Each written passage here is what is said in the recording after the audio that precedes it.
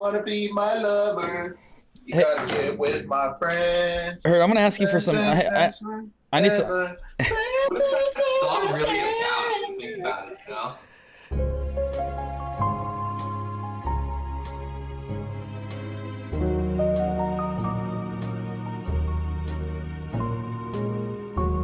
Is that like the original Cuckle song? I'm not sure. I think it's a. Wait, what? All right. So anyway, are we live? We're live. We just, we started off Hurt with the intro theme song. By the way. My God. Boy. You never tell me. You never tell me. Sorry, Hurt.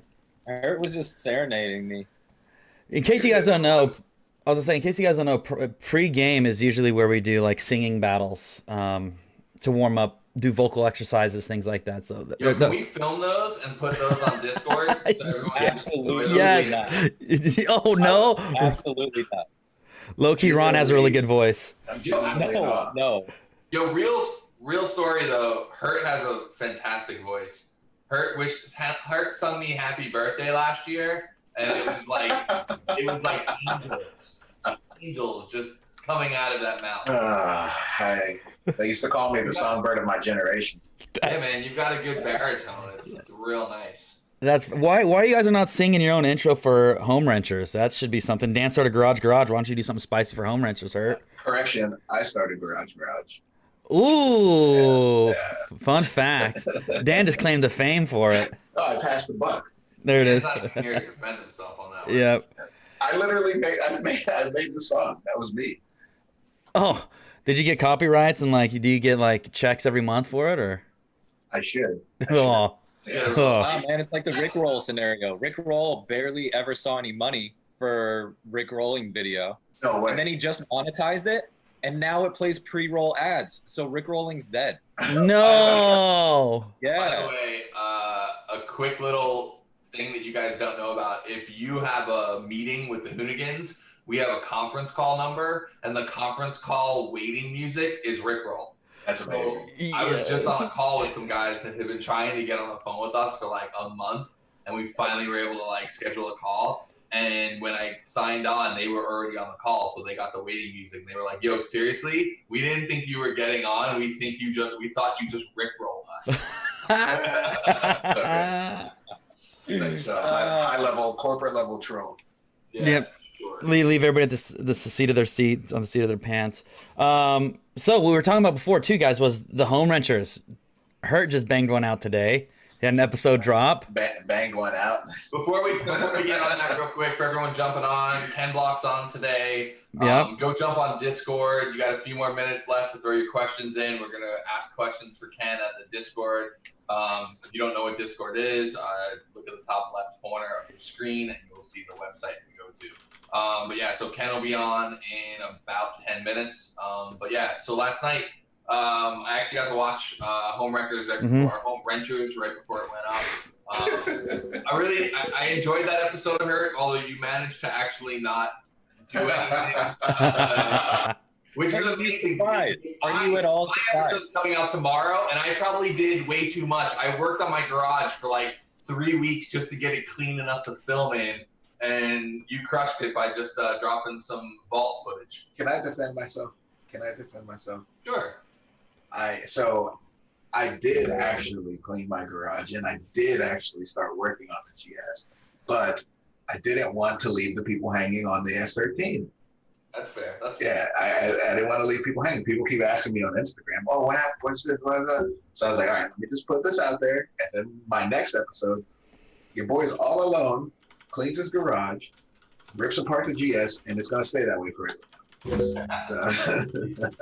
The thing is, because everyone probably doesn't realize, the S13 sort of lived in limbo. You were doing staff inspection episodes on it, and then we launched 621, and it kind of just didn't fit anywhere. So it's good. We were able to get it out there for people to see.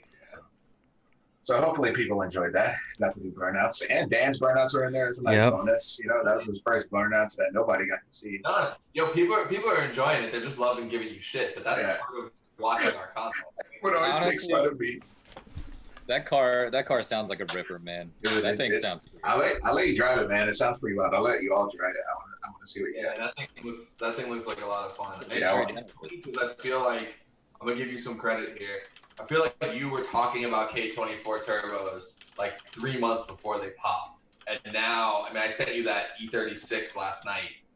That thing just looks super sick. Like everyone now is doing K20. Oh, yeah. K20. I won't take credit for like the wave because those motors have been around for so long. Yeah. But there's definitely a new wave going on now that people are making swap kits for rear-wheel drive platforms.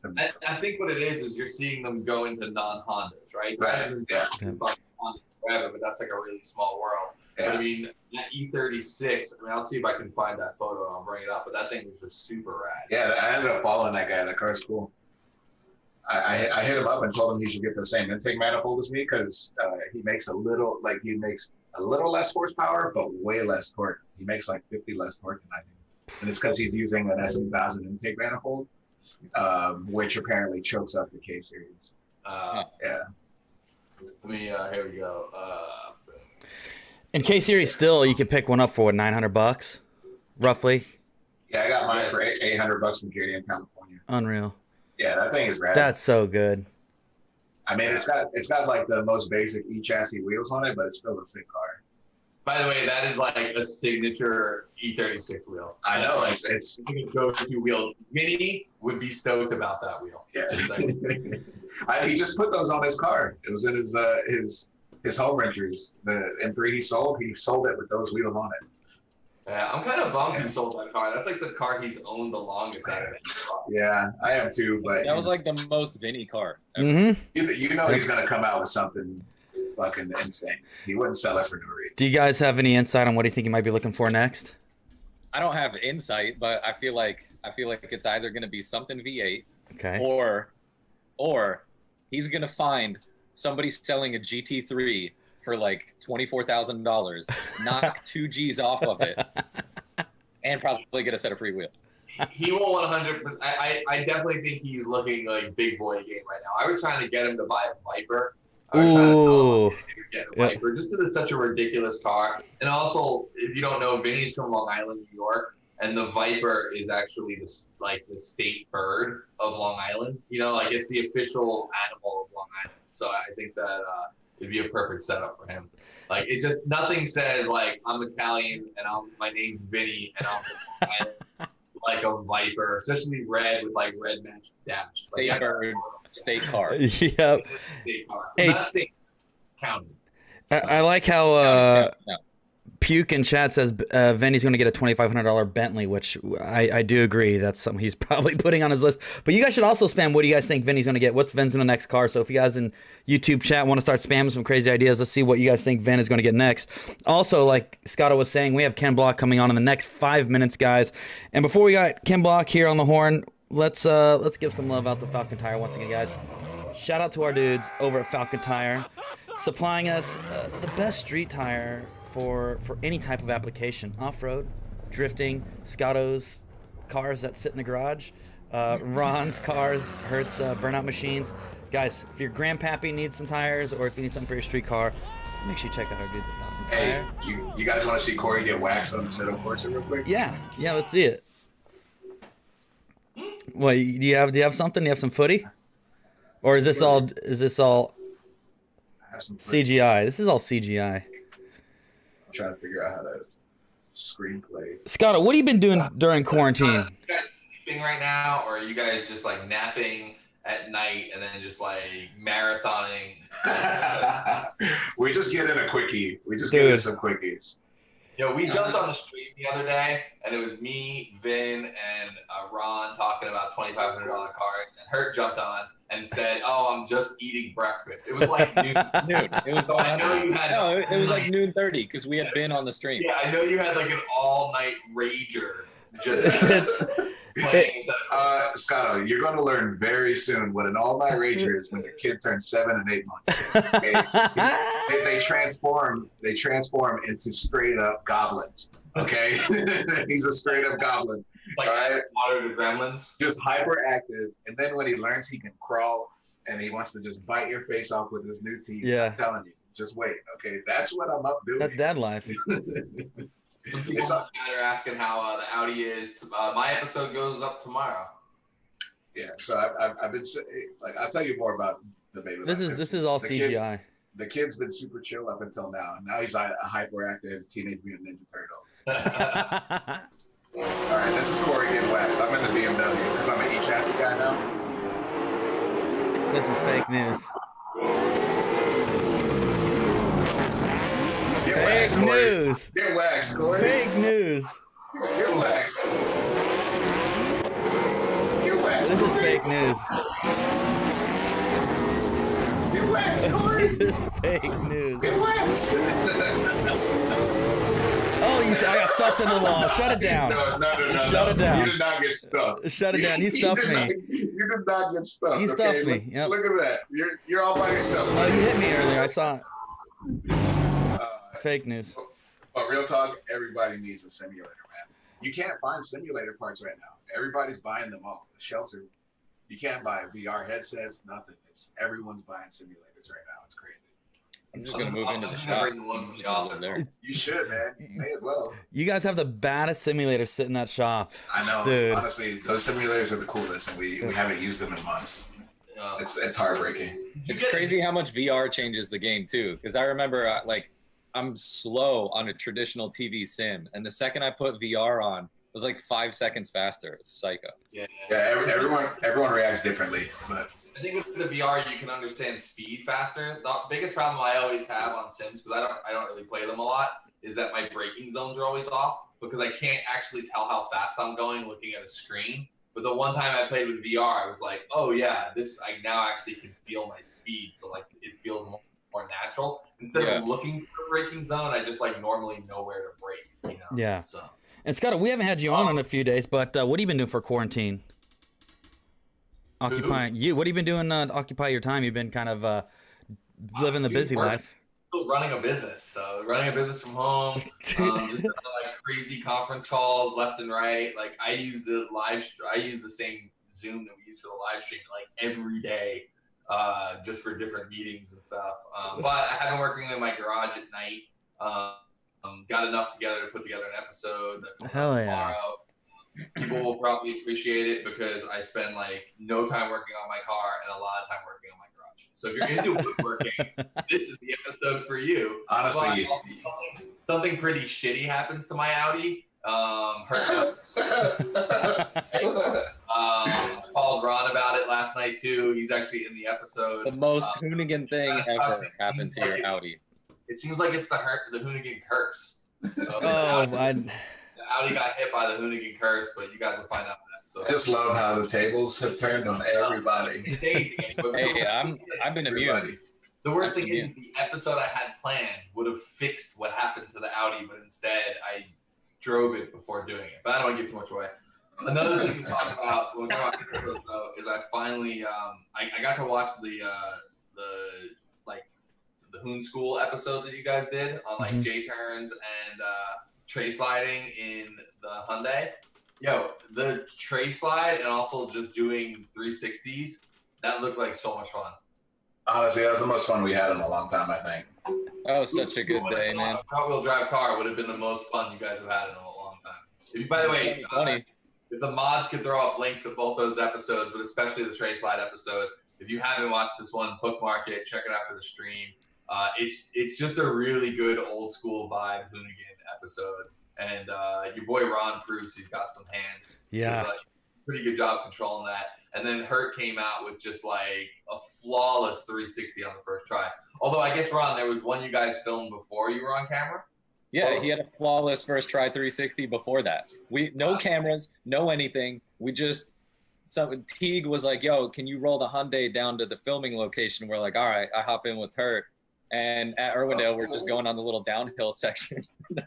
First, second, bop, we 360'd. And it took me like 5 minutes to understand that we had just done a 360. I didn't know what happened. And Hurt's just like, all right, just like it, like it's a cactus cooler or something. Oh man, now I really want a cactus cooler. We downed 3 cactus coolers before a camera even turned. Yo, it was crack. We're cactus crazy. Dude, we were on some. We're cactus crazy. No, I'm telling you, I'm gonna build a cactus cooler dunk. Yo, Oh, yes. I want to be there for it. So just in case you guys think that that like I'm not serious about the. Oh, hold on, I got to turn my I back. think we're losing some internet from you and Ron. Is that you guys or is that me? What did you say? You're getting a little treat there. I don't know if that's me Just or in if that's. case you guys think I'm not serious on the whole donk front. Oh, I believe you. we had some donk questions the other day, and I refused to answer them because Look at this bad boy right now. Ugh. Look at that thing, man. Look at that gem right there. Woo. rolling heavy. Oh yeah. So Nothing like that Scotto text at 2 a.m. You don't know if it's some insane work thing or some insane project that he's talking about. I get a photo the other day that's just like the cleanest donk I've seen in my life. I think you're pretty serious about it. I think it needs to happen. It's like most of the cars you've seen are like not the best looking cars. Like it's like when people show off really ugly stance cars to try to like make a point that stance cars are ugly. Like there's some donks out there that look really dope, have a ton of power. So, by the way, I think we lost Hurt. Did we lose Hurt? Oh, Yo, Yo. I hope everyone explained to Ken that the minute he's on, he's live. Ken, you're live to a bunch of people. What's up? Hi, Brian. Hey, Ken, how you doing? What up, Ken? I'm doing very good. How are you? Ken's mad at me. We can't talk about why. But I just complicated the hell out of his day. So It's such the typical progression of creative between these two. Is like Ken comes up with an idea, planned out everything, and then Scotto's like, "Nice spokes you got there. Damn, if I put this wrench in it." But it'll be so much better because people love watching endo face plants and Hurt. Hey. Hurt. While you were gone, Ken came here. There must not have been enough broadband for the two. Yeah. Yeah, I was gonna say, Ken, if Our house right here. Ken, if you swipe right on your screen, you should be able to see everybody. I see everybody. Oh, cool, awesome. Hi, everybody. What's up, Ken? Ken, say what's up to the chat. Chat's Hi, chiming in chat. right now. So got a lot of my internet. I I think my internet's crashing. jumping in. So all right. So Ken, what's up, man? How you doing? What have you been doing to keep yourself busy? I've been throwing axes. We saw Yeah, we saw that. Hey, Ron, can you pull up some axe throwing that we can share with the class while Ken tells us about his new hobby? Because by the way, guys, Ken, myself, Ron, a few others, we're in a group chat, and Ken discovered the hobby of axe throwing about 3.5 weeks ago, and he's already like world champion, professional level axe throwing. Way too deep into hobbies, way too quickly. Dude, that's just like when you first started snowmobiling, you went from, kind of like a third or fourth timer to like going to full on backcountry, climbing hills, going around trees, turbo sleds, everything. It felt like it was 2 weeks that you became semi-pro on a snowmobile. Well, believe me, I have a long ways to go with that. But luckily, I grew up riding dirt bikes and throwing baseballs. So things like axe throwing and riding snowmobiles comes a bit naturally. But the axe throwing thing, we bought a ranch recently. Needed a good place to take my kids to play, do more testing with Can-Ams, all that sort of thing. So we found this ranch that backs up to the backcountry, and so we've been looking for stuff to do with my kids. Now, a quick bit of backstory is I live in Park City, but I live in downtown, so the lots in downtown are very small. We don't have much land for my kids to play on, so that's why we needed to find something outside of town for us to be able to do more outside activities. I mean, I don't have a yard. I have enough yard for my dogs to go out and crap on, but that's about it. So that's why we needed something like this. So as we've, got this land now, we're, throwing axes, we're chopping wood, we're shooting BB guns, all that sort of stuff, playing in a stream, doing fun kid stuff. So I'm enjoying doing all that stuff right along with my kids. And of course, snowmobiling, and now we have quads, and Can-Am just gave us a Defender with like a tilt bed to, move firewood around on the property. So I'm stoked. I love being outdoors, and now I just get to do it more. Yeah, the best part about the upside of the quarantine is getting to spend more time with family and stuff. So that's been my favorite part anyway. Yeah, No, hurt the family, man. Yeah. Man, that's the first thing I've heard. Hey, I'll still crash a car for fun, all right? Don't get it twisted. Last week, Hurt built like a playground. I was like, man, that's just not a Hurt I've ever seen before. Yeah. I'm still confused. Raquel built the playground, but until there is, I think Raquel built it. Did she tell Ashley? Did she tell Ashley that she built it? Yo, you know her and actually talk behind our backs. That's too funny. But it's cool. It's been good. So what else you been up to, Ken? Well, back to the axe throwing thing, though. We did make a fun episode that went up today on my YouTube channel. For me, it was just an excuse to throw axes at stuff and blow shit up. So I had the idea of trying to shoot some slow-mo footage with GoPros and another camera. So we set up some monster cans on the targets, and I threw a bunch of I didn't throw a bunch of I took several tries to throw an axe to try and nail these monster cans and get them to explode. So we made a whole episode about pro tips of using GoPros and filming, and yeah, it was a lot of fun. So that episode went up this morning. So Ron, I think Brian said something about grabbing some footage? Yeah, I sent a link over to Hurt there. I got it queued up. Cool. No, Hurt got it too. Oh, you got it. No, yeah, you can do it. No, you're there. You're there. Yeah. Oh, here, let's get some audio, huh? Get that optimization. Oh, it's not optimized? Oops. I forgot my app crashed. My bad. I'm a rookie. Here we go.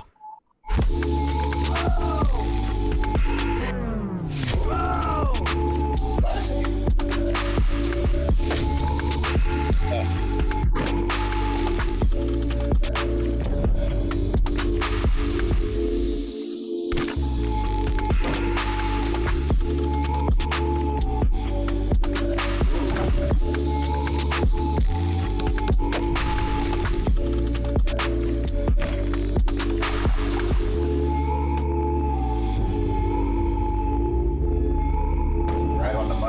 Dude, I was gonna say that accuracy though. Yeah. Right now, he's filming his phone crying. There's a wall that way. He could have drowned. He works.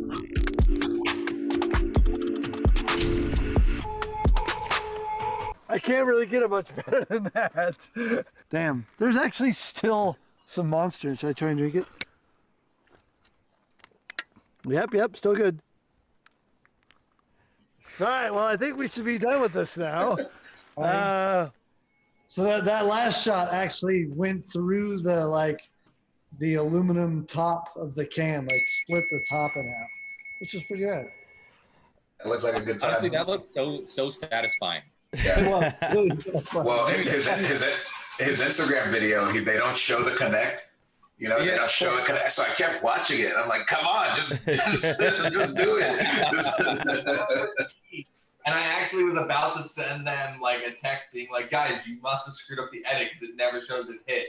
And then I realized it was a tease because this morning they actually posted the one hits. Yeah. Tactics, man, tactics. You can tell in the episode too, the second it does connect, you could see on Ken's face, he's like, yeah, that's just that feeling, man. You can't beat that connection.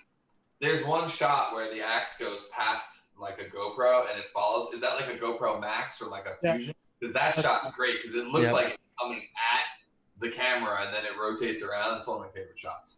So yeah, I'm being the dorky director guy where you're throwing axes at cans of monster and they're exploding and I just care about the camera angle. Man, GoPro Max build panning skills. You don't need to be good at panning anymore. You just point to things. You can pan later. All that. So sweet. Well, do we want to get into some Q&A? Yeah. I know wait. We got one other thing we got to talk about. Yeah. What do we got? The Idris show. Oh yeah, that's Mellow. A show that you're doing with Idris Elba. Yeah. By the way, for those of you who have watched and know The Wire, he's talking about no one other than Stringer Bell, probably second best character to Omar on The Wire. So I love The Wire, hands down greatest TV show ever made. But Idris Elba and Ken, you guys kind of connected over Rally. What's kind of the background between the two of you? Well, he reached out to me and the team a couple of years ago and was just interested in working with us, working with me at some level. And so he actually came out to one of the World Rallycross races in England at Linden Hill. And he just wanted to come out and chill for a day, hang out, see how well our chemistry was together. Basically just wanted to hang out and see if I was a good dude. And apparently I passed the test. And so he's like, yeah, man, I want to do some car stuff. I want to do more car shows. He loves cars. He's done an episode around trying to race a rally. And he did something else with cars. I can't remember what else. But anyway, I said, yeah, I enjoyed hanging out with him. I enjoyed the possibility of working with him. I mean, he's one of the biggest actors in the world right now. And I have a ton of respect for him. He's a good dude. Takes on really good roles. And so I just told him, like, yeah, if you can come up with a show, I'll take a look at it. So over time, they had actually come up with a couple different options of stuff. And then he came back to me at one point and just said, look, I got something that's good. It's going to be a lot of fun for us. It's for this new app called Quibi. And of course, at that time, I had no clue what Quibi was. And so I got the full download and explanation of what Quibi was. This was over a year ago that all this was happening. So basically we worked out this deal, and it worked out to be quite a fun production and quite a great show. And so we filmed, I think it was last April or May. He and I both got together in a place just outside of the London airport in London and filmed for, I think, 3 days in between rainstorms, of course, because it's England. And it was great. It was a fun concept that they put together. It was basically kind of all stunt show type ideas, from monster trucks to jumping cars into junk cars, all that sort of thing. So we had a great time doing it. And I haven't seen the final edits of these shows, so I hope it's good. But from the rough cuts that I've seen and the teasers and all that stuff, it was a cool concept. So, but the main thing though was, for me, it was just a huge honor that this dude sought me out, wanted to work with me, put together this whole deal, brought me in, and then we went out together and made this thing. And it was actual real competition of us doing some really obscure stuff, like driving around the Wall of Death. So I really enjoyed myself. It was a great time. Got to know Idris even better. Got to know his production company and his guys, and they were all amazing to work with. So that show launches on Monday on the Quibi app. I think there's 8 episodes, maybe 10, and they're all short. They're 10-minute episodes. That's the thing about that app, is it's high quality content but done in a shorter format. Instead of a 22-minute or 30-minute typical TV type episode, it's a 10-minute episode. So it's made to be something you could watch sitting on the train, or when you have 10 minutes to kill somewhere. It's meant to be something easy and simple to watch. Oh, look, there you go. Yeah. Quibi, like Hoonigan, is the combination of 2 words, so it's quick bites is where they get the word Quibi from. So nice. For those of you nerds out there, that's called a portmanteau, but whatever. Anyway, Portmanteau. Yeah, portmanteau, however you want to say it, you French. Portmanteau. The other thing I really like about Idris is that he's actually really a bona fide car guy. I watched a doc series on him where he went and raced a rally race in England, and it was actually really cool to watch because he was really beating himself up. He was really angry at himself for like not driving better. And like he was really taking it seriously. Like I've seen so many kind of Hollywood celebrity level guys go and do racing, and it's just fun for them. Where like he actually wants to be a good competitor, and I really appreciate that. I mean, was that how he was on the show? Yeah, and that's genuinely how he is. Like he talked to me about that he was bummed he didn't do better, and he had a lot more respect for drivers because he understood, you know, how hard it was to do some of the things that we do. Because, you know, from the outside, a lot of times people look at Brown and be like, oh, you just drive down this road, you know, like, but no, you jump in the car and there's a lot that goes into it, a lot that your brain has to absorb to be successful at. So he got that across to me that he enjoyed it, but he struggled himself in the fact that like he wanted to succeed, but it wasn't as easy as he thought it would be. And I mean, the whole idea is it's you versus him, right? I mean, it's elbow versus block, right? Like, so you obviously can't tell us who wins, but it's a pretty good competition because they definitely put you in a situation where you were a real fish out of water, not used to doing a lot of stuff you had to do. Yeah, it wasn't like they just threw me in a rally car, here to go down a stage, go fast. They threw us in situations where it was quite abnormal, you know? But also, you know, I've been playing this game for a long time. I've got racecraft from a lot of different things that I've done in my life, and I approach everything a very particular way, and that way is generally to win. So I figured everything out very, very fast. And unfortunately, like some of the stunt people that were there, they dealt with more normal people. And one guy got mad at me that I went way beyond where he wanted me to be, way faster than he wanted me to be. But it was just like I figured out the steps and jumped 3 steps ahead, and he wasn't happy about that. And it was a spot where I was able to beat Idris pretty quickly, but it was transition. You're talking like a vertical wall. I grew up skateboarding. Like skateboarding, snowboarding are all about transition, and same with dirt bikes. So I was just applying skills from multiple disciplines in my past and just got up to speed really fast. So it was fun. It was definitely fun. It was a wild challenge. So yeah, you'll have to watch to see how everything turned out. Hey, Ron, do you have access to the teaser or the trailer for the show? Can you get that pulled up? Also, by the way, for everyone at home, Ken just mentioned that he's a little bit competitive. And yeah, so Ken doesn't do anything he's not good at. Like, this is something I've learned. Like, Ken only likes to do things not only that he's good at, but he's the best at. So, like, Ken is a beast at ping pong. And then, like, got into, what the hell is that game called where you... I scored on Ken once. Yeah, I know. And he's holding his baby in the other hand. And Hurt, but Hurt, I like that too, Hurt. You only like to do things you're good at. Like, you're the same way. Hurt's the kind of person... Yo, true story about Hurt. We were all playing the simulator at the building like 7 months ago, or maybe longer, a year ago. And Hurt's a beast on like Forza, Assetto Corsa, but he had never played dirt before. So it was like a new ground. So I went and played and actually set a pretty high time, or fast time, or low time, whatever. Hurt went in, couldn't beat that time. And then the next day, I could swear to you, Hurt stayed at the shop all night to set the fastest time. Like, that's how competitive he is he gave up an entire night of sleep. And Ken's the exact same way. Like, Ken just got into like throwing cornhole bags, you know, that game. Yo, I can't believe how good he's gotten at it. Like, that's not a game you're supposed to be good at. That's a game you're supposed to drink some beers and have fun with. He's like pro-level cornholio. Like, what?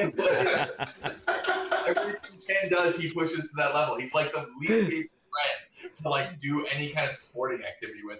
My first time ever hanging out with Ken back in like 2006, he whooped me at basketball. I'm 6'8". You have any idea what that feels like? And then later on, I found out that like Ken was like, you know, wanted to be pro-level basketball player, so it all makes sense. So thanks for the cornhole. The cornholio. On that one. Honestly, A+ drop right there. A+ drop. Yeah. I appreciate that. I am cornholio. Oh man! Era, man. Beavis and Butthead was like so progressive back then. Now, So like good. you compare that to like any like new animation, it's just not on the level. So. By the way, on the cornhole thing, I'm trying to get Rigid to make me a special cornhole set of lights so I can take them camping. I have this tripod, like this tripod setup that goes out into the desert so I can drink adult beverages and play cornhole at night. Major League Cornhole. So Ken's house in his house in Park City, his backyard, as he's saying, is really small, so it's terraced, right? So we actually play cornhole on multiple levels. So you have to throw up 5 feet to get it in, and then like throw downhill, like 5 foot vertical drop. So he's even elevated the game of cornhole. So the game got too easy for him, so he had to add levels to it. Way too easy. And Ken has these casual house parties. He's like, "Oh, come over, have some barbecue, have a few drinks," and then you go, and that cornhole is already set up, and he's training his children to beat you. And they'll laugh in your face. Like Ken, humble dude for the most part, he'll score and be like, it's just a game. And his kids are like, Ron, just. By the way, you all thought this was a live stream. This is just group therapy between me and Ron. This is really just us talking out years and years of working together and our aggressions against Ken for being good at weird things. Hey, Ron, I also sent you a ping of that the Elbow vs. Block trailer if you want to. Oh, I got it queued up. Cool. Yeah, let's fire that thing up. Sato and Ron are. Before we get into that, the chat just dropped. Hoonigan, Beavis and Butthead collab. Dude. No one's doing Beavis and Butthead collabs. That license is probably pretty free right now. Actually, a shoe company made Beavis and Butthead shoes. Serge wears them all the time. Oh, we got to get on that then. Yeah. All right, hit it. Full screen that bad boy. Yeah, where's your etiquette? Are you optimized? I'm optimized, baby. All right. Here I am. I'm an actor, precision driver. We're challenging each other. It's automobile skill test. I really don't think Idris has a chance here. I'm raring to go. That looks sketchy. Yo, you drove monster trucks? Beat that, Elba. I'm coming through.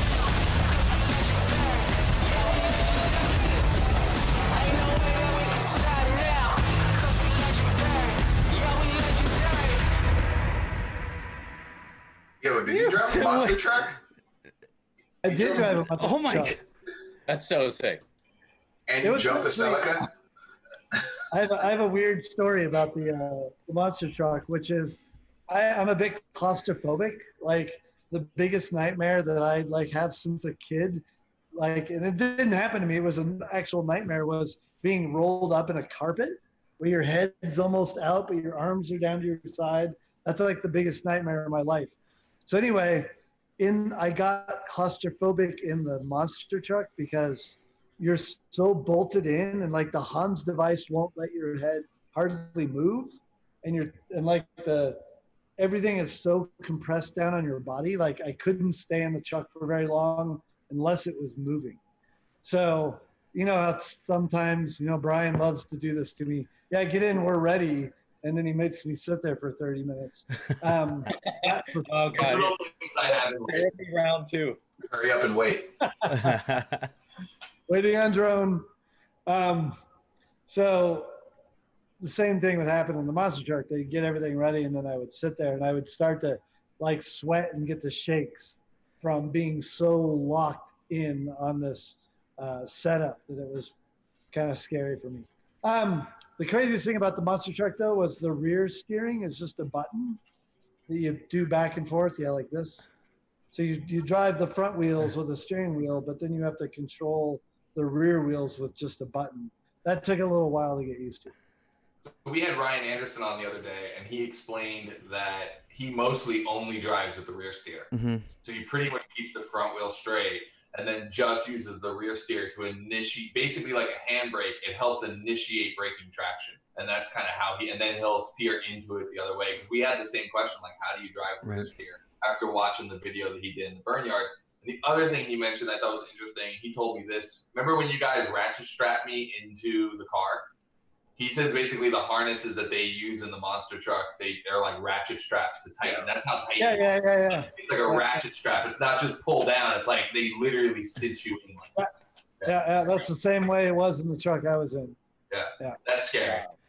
Yeah, I didn't like it. I told you, I didn't like that at all. Because even the Fiesta, that feels a little claustrophobic. You know, when you have the seat wings, you have the Hans, like you're kind of compressed in that thing. I can't imagine you feeling even more claustrophobic in the truck. Yeah, I think it's like but when you get in the Fiesta though, there's doors. Yeah. And there's like a system of harnesses and things that I know, that I'm used to, that I know subconsciously how to get out of. Do you know what I mean? But in the truck, you're up like 6 more feet above where I sit in the Fiesta. Right. I'm in the strange thing. There's no doors. I'm ratchet strapped in, you know, and then the Hans device like won't let my head move anywhere.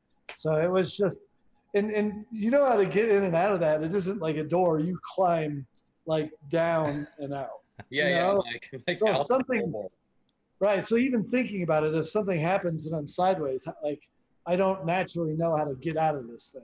Right. You know, Good point. Like, but if I'm in a Fiesta, it's small and everything, but I'm like, yeah, I just do this and I push the door out, you know, even if I'm upside down, yeah, I don't do this. I, loosen and get out. Like, but that thing was just, yeah, it was really bizarre. What was it like? I imagine it's not like our Monster Jam style trucks where they're like 2,000 horsepower or whatever, but was it pretty quick? Yeah, it was a good one. Like the company here that runs all that, I think, is Feld, and so they upkeep all their stuff at a really high level. It's all basically the same equipment, but the thing over, and I know that there's lower level series and people that do that stuff, and that's what those trucks were over there, that they were like more grassroots guys stuff, built off the same sort of technology and things that they do with Feld, but it wasn't the same levels. But it was still quite good stuff, though. It was still a lot of horsepower. It was still quite quick. And I did donuts. I mean, I've now done donuts in a monster truck. That's awesome. Yeah. I was going to say, watching that trailer, you literally did everything we've ever dreamed of in a sketchy car compiled into one series. I'm going to... Yeah, I have to admit the one thing that made me the most jealous was the go-kart in the Wall of Death. Dude. My buddy's at the Race of Gentlemen.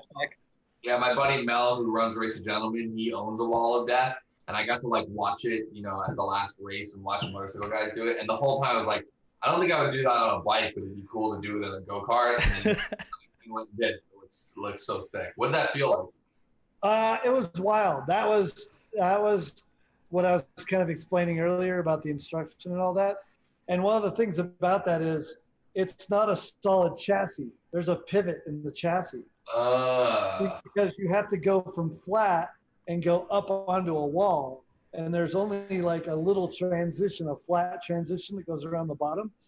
So you start and like part of the front wheel will be up, but the rest of the cart will still be down. So that the chassis is made to kind of let it, go halfway up and then eventually go all the way up.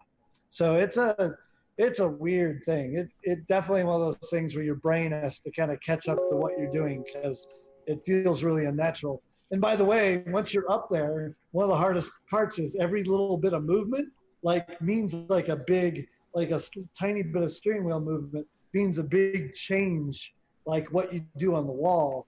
And then you get kind of the parabolic effect that if you start going bigger, a little down can mean a big up because then you correct and you go back up and then you have to correct to come back down. So it's there you can see the transition at the bottom. Look how sketchy that thing looks. Oh yeah, it's zero engineering. That's like a 45-degree angle. Yeah, man, that looks about good to me. I definitely have skated homemade ramps and looked like that as a kid. That is not a transition. Is this the feel? Oh, that's It's just right behind your head. Well, you always wanted so it could drip onto the hot engine. That's Oh, right. If it's gonna go bad, make it go all the way. Hey. Yeah. So that wasn't easy. that was definitely a bit of a man. I want to say mind and bad word, but I shouldn't say that live. Mind We can everyone in chat guess what Ken was going to say. Anyway. When I was done with that, though, I was very happy to walk away and be like, "Yep, I never have to do that again. Never." Ever. How was the G's in that thing? Did it feel like you were taking a lot of G forces?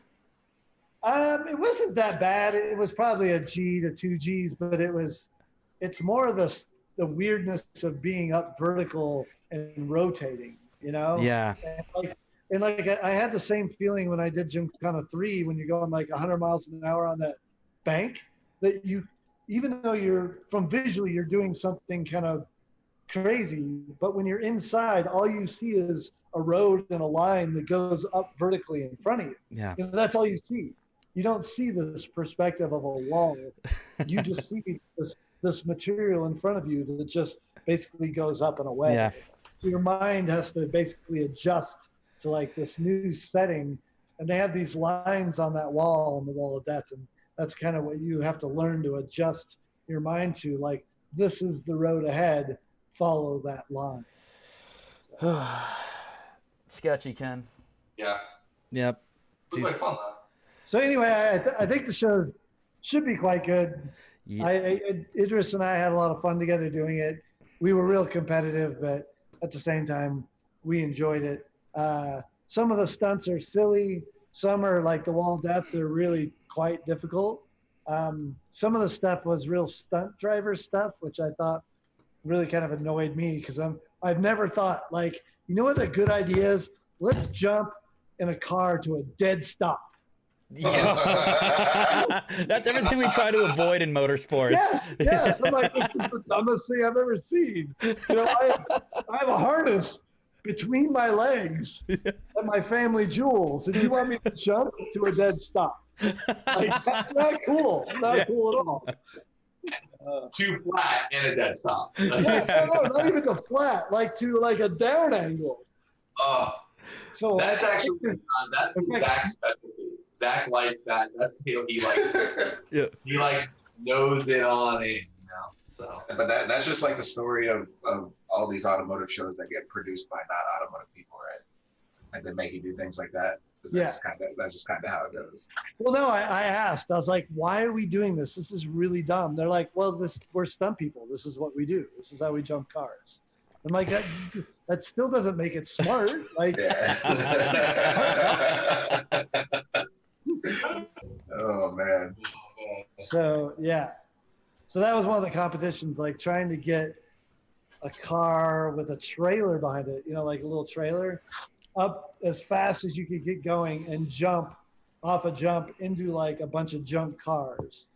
So the most entertaining part for me was, you know, Matt Tassila was there with me and we were walking around with rocks and just trying to break out all the windows of the junk cars. That was entertaining. You guys were no like health and safety there. They're like, oh yeah, mate, that's fine. no, I love that. Like after everything Ken has done in life, still just basically being a scumbag and throwing rocks through windows is still. Yeah. Don't change. And- Don't change. And focusing windshields too. Do you know what that is? Yeah. That comes from skateboarding, which is focusing a board, but you do that to a windshield. So jumped around on a bunch of the hoods and focused a bunch of windshields. But yeah, so anyway, I think we can get off the Quibi thing, but that was fun. So that premieres Monday. Cool. So I got a notification or an email or something saying Quibi's going to be free for the first 90 days or something. So Yeah, I think they went to 90 days right now just because they're trying to kind of compete with everyone at home, and you know a lot of other services are doing the same. So yeah, so you guys can go watch it for free. Yeah, I've been emailing with those guys as they were launching, and I told them, I was like, I don't know to be happy or bummed for you with the pandemic. It's either the best time ever to launch an app or the worst time ever. Yeah. So, you know, it is what it is. They set their date, you know, a year ago or something to launch, and you know, you can't help when a pandemic comes along and wrecks the world for a bit of time. But I actually hope for them. They, great bunch of guys that I was able to work with, and I think the concept is actually really strong. That all these apps are kind of adjusting to how we all are enjoying social media and in this huge, data computer in our pockets. And I think that the idea of this high quality short content is really a smart idea. No, for sure. Should we raid Quibi and send everyone over there, tell them to make more Hoonigan content? Yeah. Yes. Like, what the hell is this from? Hit up Quibi on Instagram. It's just at Quibi, right? Yeah, just at Quibi. Just tell them, make more Hoonigan. Make more Hoonigan content. Yep. So first, let's give a shout out to Sarah Price. She's in the chat watching the show. What up, Sarah? How you doing? And then Micah Diaz just texted me and said, tell Ken he's his idol. Yeah. Let's get Mike on it a little bit. Yeah. The second that Micah learned that Gymkhana Grid was coming back to the States, he was like, dude, what do I do? I'm going to steal my mom's STI. I'm going to build it. Just tell me what to do. You drove the pits out of Jamo and Soupy's 350Z. He did. Yeah. He said he had a lot of fun. Micah's a great driver. He's a great driver. Yeah. I'm still looking up throwing axes right now. Get any questions? I feel like the chat's fiending to get some of their questions answered. But I can't. Did we actually tell chat to go to Quibi though and blow them up and tell them to make more Hoonigan? I told him. You can tell them again. Yeah. Hurt needs a show about him making breakfast and driving cars on Quibi. Yes. We're gonna call it Breakfast Daddies. Breakfast. Just let them know they got to make more stupid shows with Hoonigan. Yeah, so go to Quibi's Instagram and let them know what's up. I can't stop looking at Ron's background. Also, go to Idris's and let him know that he needs to come drive Gymkhana Grid with us. Let's just rate everybody right now. Ken and I want to get Idris in the Ford Escort. Ooh. So, and have him do a little Gymkhana in that. So let him know. Let him know you want to see that. I always like it when celebrities are real car guys. It's always cool to see that. Like, our generation needs more James Deans, Paul Newmans. There needs to be more of that. So Agreed. It's good for the culture. Yeah. All right. So for you guys in chat, you guys will be submitting the questions to Discord for the AMA. And one of the first questions that came up, Ken, was from Monaco BMW. And he asked, any cars you're desperate to build but haven't had a chance to find yet? Yeah, we're always working on projects, and there's plenty of stuff that I'm working on. We just haven't sort of finalized yet. And one of them we might be showing soon, which happens to be a particular model year and style of a Mustang. So that will be coming out really quite soon. Oh, man, it's going to be so hard not to talk about that. Move on to the next one. So good. It's probably the car or the project I'm most excited about out of anything that's Ken done. More excited than the Escort, more excited than the Hoonicorn. Like, it's pretty badass. It hits me in the childhood feels. All right, here's another question. This is from Liam Harthill. He goes, favorite rally car that you don't own? Ooh, that's an interesting. I would have to. I mean, I'm just such a Group B fan, and I'm very lucky to own an RS200. I'd love to own an RS200 race car, but I don't. But the S1 or the S2, they're just such legendary Group B rally cars. Somebody asked me the other day, like, if you could own a Group B car, what would you own? I just said all of them. Like, they're all ridiculous in their own ways. But the Audi S1 and the S2 are definitely like some of the most unique of that era. But I'd love to drive all of those, all the Group B cars. It's crazy when we were at a place like Enda's, when you see these cars in person. Back then, each car was so wildly different, but they were still competing against each other. Where today's WRC cars they're pretty similar. It's a similar approach with engine, with chassis, with safety. Back then, like, if you look at like a Peugeot T16 versus an RS200, it's just completely different setups. Yeah. Be fun to drive. Yep. All right, here's another interesting question, and I don't think we ever talked about this before. But this is from a question or a username Limpy. Will Ken ever consider running a Baja desert style race like the Baja 1000 or something equivalent? Yeah, I mean, I grew up going to the desert. I rode dirt bikes and quads and all that sort of stuff. So I absolutely love being in the desert, and my road reading skills actually work really well for off-road stuff. So I always enjoy going out and running around on roads in my Can-Ams. So eventually, someday, hopefully, I'll be able to do some off-road stuff. For me, it's just a big element of time at this point. I only have so much time in my life to be able to go out and do the things I do. And as my kids get busier and busier with activities and racing, my time continues to get smaller and smaller. But it's definitely high up on my list. I get really jealous every time I see, Menzies or BJ, those guys ripping through amazing looking terrain. It's just something I would really like to do someday. And for all you guys that's watching right now, Ken is not being superimposed in front of a green screen at the Hoonigan Racing Division. He actually might be there. It's like, dang, whoever did Ken's production day just nailed it. Full green screen.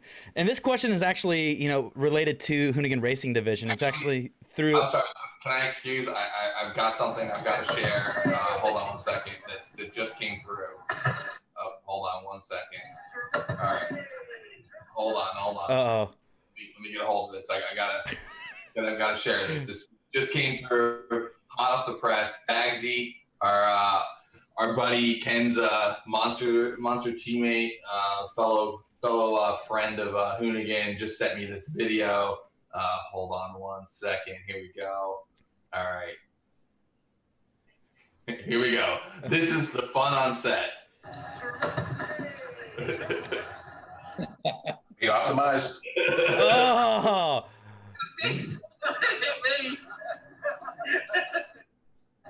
Anyway, The wind up in the pitch. Just had to share that. So, because someone said before the video proof, and there it is. The video or it didn't happen. It happened. So I didn't realize that it was both you and just throwing rocks at cars. I love seeing two grown men in race suits throwing rocks at cars. It really just kind of sets the bar for our level of excitement. I say it all the time. Anyone who willingly associates us with us is a complete scumbag. No, it's true. Like busy, for example. You said that the other day in that episode where it was Learn to J-Turn. Busy is like, he's so just kind of like, he's a little like, high end. Yeah, he's an elegant dude. Yeah. But he's an elegant dude, but he's also scumbag adjacent. Yeah. Hashtag scumbag adjacent. If you watch Hoonigan, if you have a Hoonigan sticker on your car, you may be a good guy, but you're also scumbag adjacent. Facts. Heavy facts.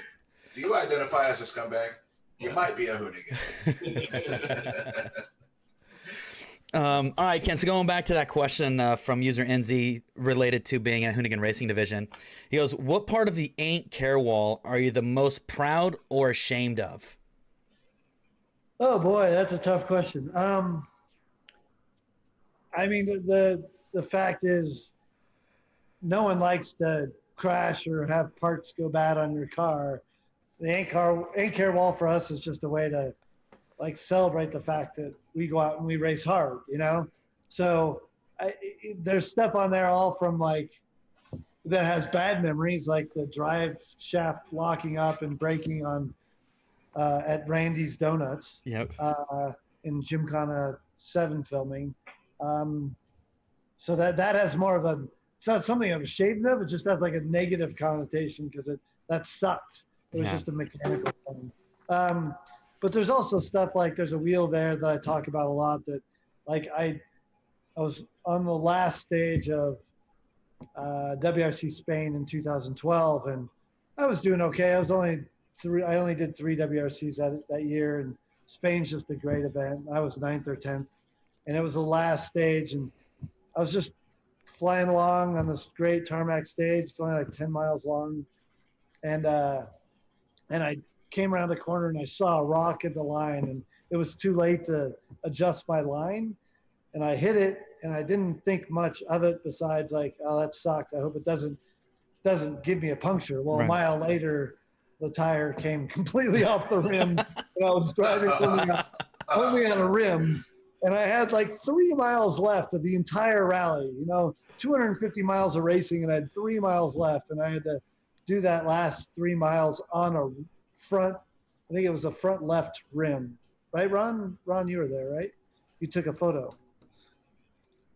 Yeah, front left driver's side rim. Yeah. I'm looking up the photo right now. Nice. So anyway, because it was front left, I could make left turns really well because the outside front wheel was still good. So left turns worked really well, but right turns I had to really slow down. But the reason why it's on the ain't care wall is it would have cost me 2 to 3 minutes to stop and change that wheel, but I knew I would only lose probably a minute by driving on that wheel. And I ended up losing 45 seconds to the guy behind me on that stage. But that moved me back several positions, in the overall standings. But that's what that ain't care wall means. It's like trying to finish, win, do whatever you can, the best that you possibly can. And unfortunately, these things happen.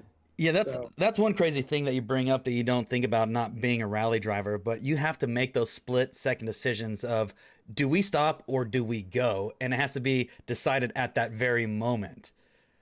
Yeah, that's and sometimes it goes everything from like getting a puncture to like having to monitor random noises in the car because something's coming apart. But that's the things that happen. And there's something on that wall there from a GRC race where I cut a corner trying to pass someone, and my skid plate underneath the car caught something on a curb, and it caused me to roll. And so it's maybe that hood scoop, But yeah. Hey, I was trying to win. I was passing for the lead, and how would I know my skid plate would catch, a rock or a crack on this curb and send me tumbling? I didn't think about the consequences of that curb. Obviously you want to race smart, but I was trying to put myself back into the lead, and it was a really bizarre thing that happened, but I was doing what I was doing to drive flat out to win. So I will say, out of everybody that I've ever met, you've probably done the most sketchiest things to win all the time. Like, it's go or no go. And I remember one specific clip, actually, and this was from years ago, but I believe it was a GRC race where you were actually on fire. So, hold on. This is actually the first video that Hurt ever edited for Hoonigan. This is what got Hurt his job. So this is a kind of a special video. Do you have it? Can you bring it up right now? Yeah, I can pull it up. Ready? I can pull it up. I remember that video because I was like, once again, it was just like, I can't believe this is happening. And is that what kind of spawned the ain't care, like, motto, Scotto? Is that where it kind of came from? Because I remember that so vividly. I'm like, this dude is nuts. So everyone who needs to be part of the story of Ain't Care is currently in the chat, because Ain't Care is actually the Ron thing. Yeah. And then it moved over to Ken for that race. And then Hurt and I put together that video, and that kind of like pushed that whole thing out. And then we made the Ain't Care t-shirt, and it kind of stuck with the brand ever since. And that just became this like motto for us of like just driving at that limit. So everyone here can tell a story. So Ron, how did Ain't Care start? I grew up in Tennessee riding BMX bikes, and I remember distinctly there was this track outside of Nashville called Dixieland. There's this kid on like an aluminum mosh, and he was there without a shirt and no shoes, and he was about to go towards this double at full speed. I'm like, dude, you don't have shoes on. It's just pedals. He was like, oh man, I ain't care. And then just goes and clears the double. And I was like, yo, that attitude is the best. So we would always say, like, we were going to send something, like, I don't know, that rail's kind of sketchy. It's like, man, I ain't care. I'm going. And then I remember I started working for Ken and shooting stuff. And just certain corners, Ken will come through full sideways, like a gear higher than you're supposed to be, and pull it through. And I'm like, yo, Ken ain't care right now. And it just kind of, I think Brian took it. It was an internal joke, and then we just kind of made it external. 90% of the things that we have started as internal jokes that we make external jokes, right, for all you guys. It's funny because I think like if you take the word "ain't care," people try to understand it. Like, it's not actually about not caring about something. It's about caring so much about like winning that you don't care about anything else. Yep. If you look up in the That's thesaurus, the end. Like, if you look up in the thesaurus, next to ain't care would be commitment, Sendalorian, things like that. It says it right under. It says it right under the picture behind you. To strive to win at any cost with zero mechanical sympathy or regard for one's well-being. So good. Yeah. Just like Homie at the top. Homie at the top had to throw that tabletop. He wasn't about to go try and find some shoes. That tabletop had to be thrown. Like, And by the way, the video that you're talking about was a GRC race. I'm pretty sure it was in Vegas. Yeah, give me the screen share. Yeah, and I dominated that event the whole weekend. And at the time that fire started, I was leading the race. So I was pissed, first of all, that there was this fire going on inside my car. And then I basically, the ain't care attitude came in of like, how long can I last? I want to win this race so bad. We've put in so much effort to win that like this fire ain't going to stop me. Like, and I could only last so long. It was actually a electrical fire. It was a heat coming up from underneath the car was setting the electrical system on fire. So it was all plastic and all these things around the electrical system that were catching on fire. And eventually my center console that is, the electrical CPU system that runs the car falls over into my wheel footwell, so, but I drove as long as I possibly could with dealing with this fire, but eventually it was starting to burn my lungs, like the electrical smoke was getting into my lungs and burning my throat and my lungs. And that's when I thought, okay, I want to win, but I don't want to win at the cost of my lungs. So that's when I finally pulled over. and you also like probably couldn't see too. No. That was the thing. So Hurt has it queued up. Hurt, your first video you ever edited for Hoonigan. I'll let you in. Yeah, so to put it into perspective for you, I was still living in Orlando, Florida. I'm still working at my old job in Chuka Racing. And I just met Scotto earlier that year at a party with the Formula Drift friends like Chris Forsberg and stuff. Don't remember meeting him because we were partying. And the only thing that brought us together was a tag photo of both of us looking like idiots. But we became friends, luckily for me. So he hits me up randomly, asks me, hey, can you edit this video? And in my head, I was like, no, I can't edit this video. I don't know how to edit videos. But my heart said, yes, you can edit that video. You will edit Brian Scotto and Ken Block's video. So he sends me all this footage. And mind you, it's always at like 12 a.m. his time, so 3 a.m. my time. Damn, that early? Lucky. 3 a.m. my time, okay? So I'm just editing all night. And I came up with this video that ended up cracking like, just over 1 million views. I never edited anything on this capacity. I just made crappy little drift videos for fun. But it was an opportunity, and I wasn't about to say no to it. And luckily, like it all just led to me being where I am today. So it's awesome. So here is Ken Block and Karen.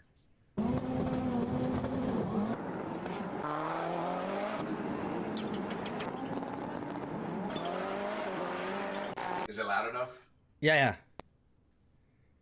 2012. Whew. That was a good year. Yeah, it was.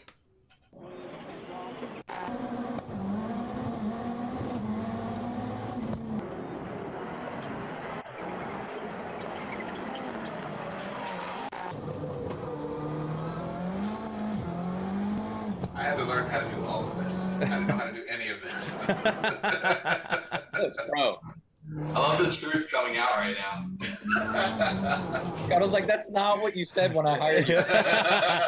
I didn't get paid to do this. Oh, trust me, I got catfished. And by the way, who's behind you at this point, Ken? Tanner. So here's the fire in this lower corner there. And watch that ECU console in the middle.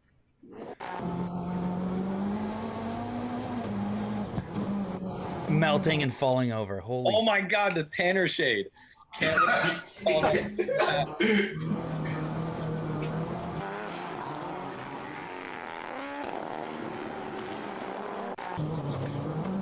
literally driving with a fire in his pants.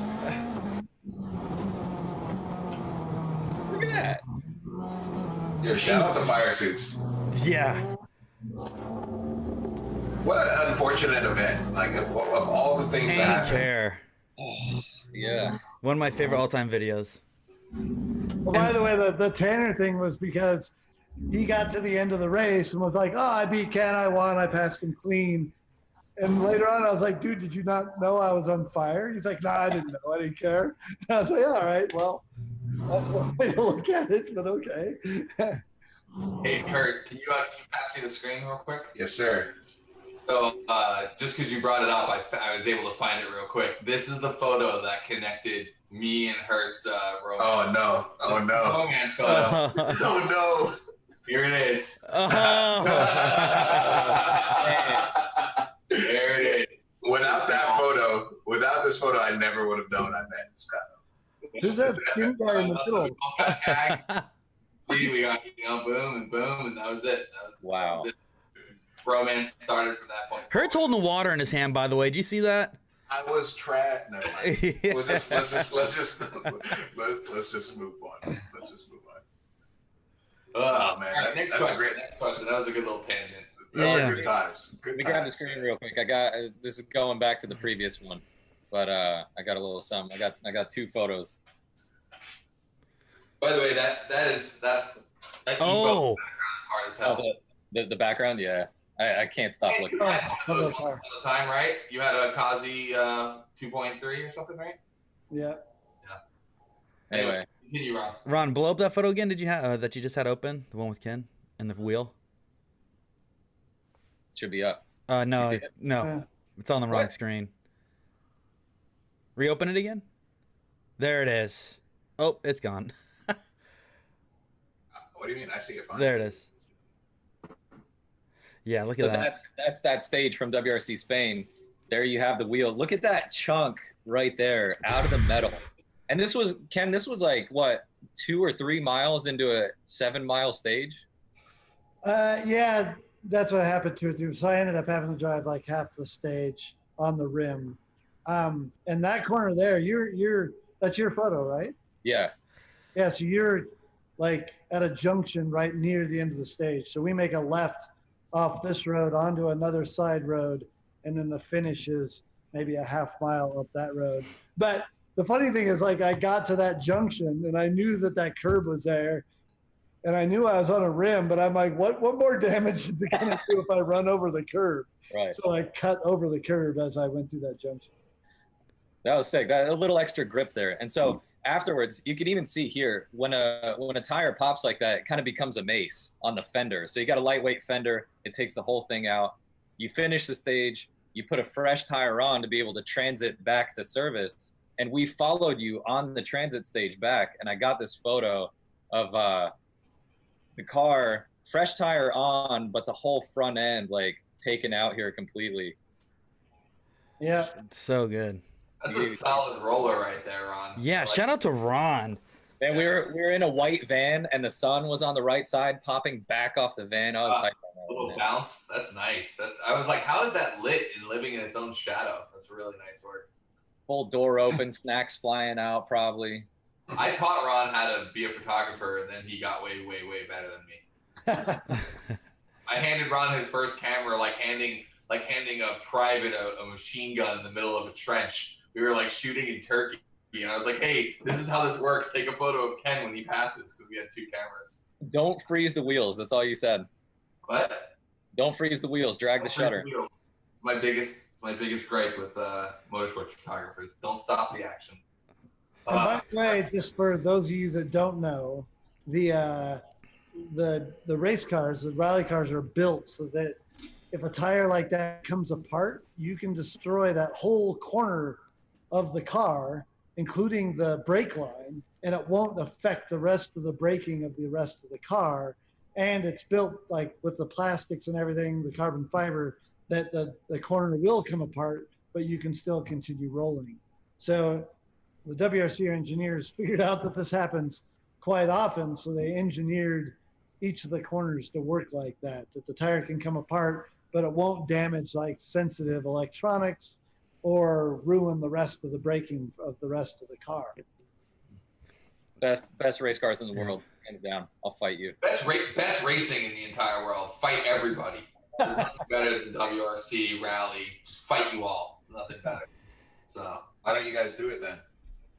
what's up? Because I'm too busy. Man.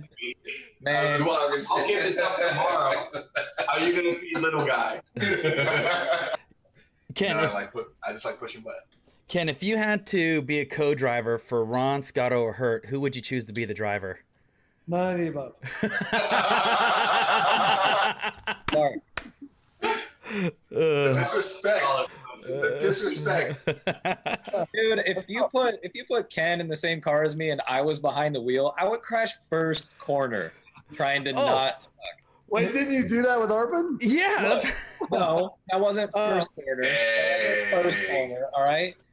Yeah, next subject, next question. No. Hold on. Let's Hold stay on. We this. gotta see this. No, you know what? Show them the whole video, though. Don't you play? No. Show them the whole video.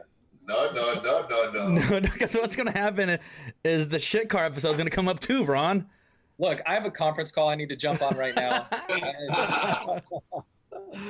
Ron's in the background of YouTube deleting this video right now. Yeah, Dramatic shift. let's find this. Yo, That's honestly though, I gotta give Ron respect because Ron shredded with this car. This car is not particularly an easy car. All right, here we go. Here's Definitely outdrove Vinny. Look at Look, my, you look classy though, Ron. look at my pooch. Yo, this is a great episode that we haven't seen. That is not the body of a race car driver. Put that thing on. I was like, this is not. No, Listen. this is not. listen. I can't laugh at anyone's face in an open face helmet. Is that kind of push? All right, so we're going to take a quick pedal over to the start line. This is a Go great. check out Ron. This is a great episode. Moz, throw the link in so people Don't hurt. Stop scrubbing. I'm Hold trying on. to get the right. I'm trying to show your whole run. He's Okay. trying to just Okay. show you crash, bro. He's trying to just play. Oh.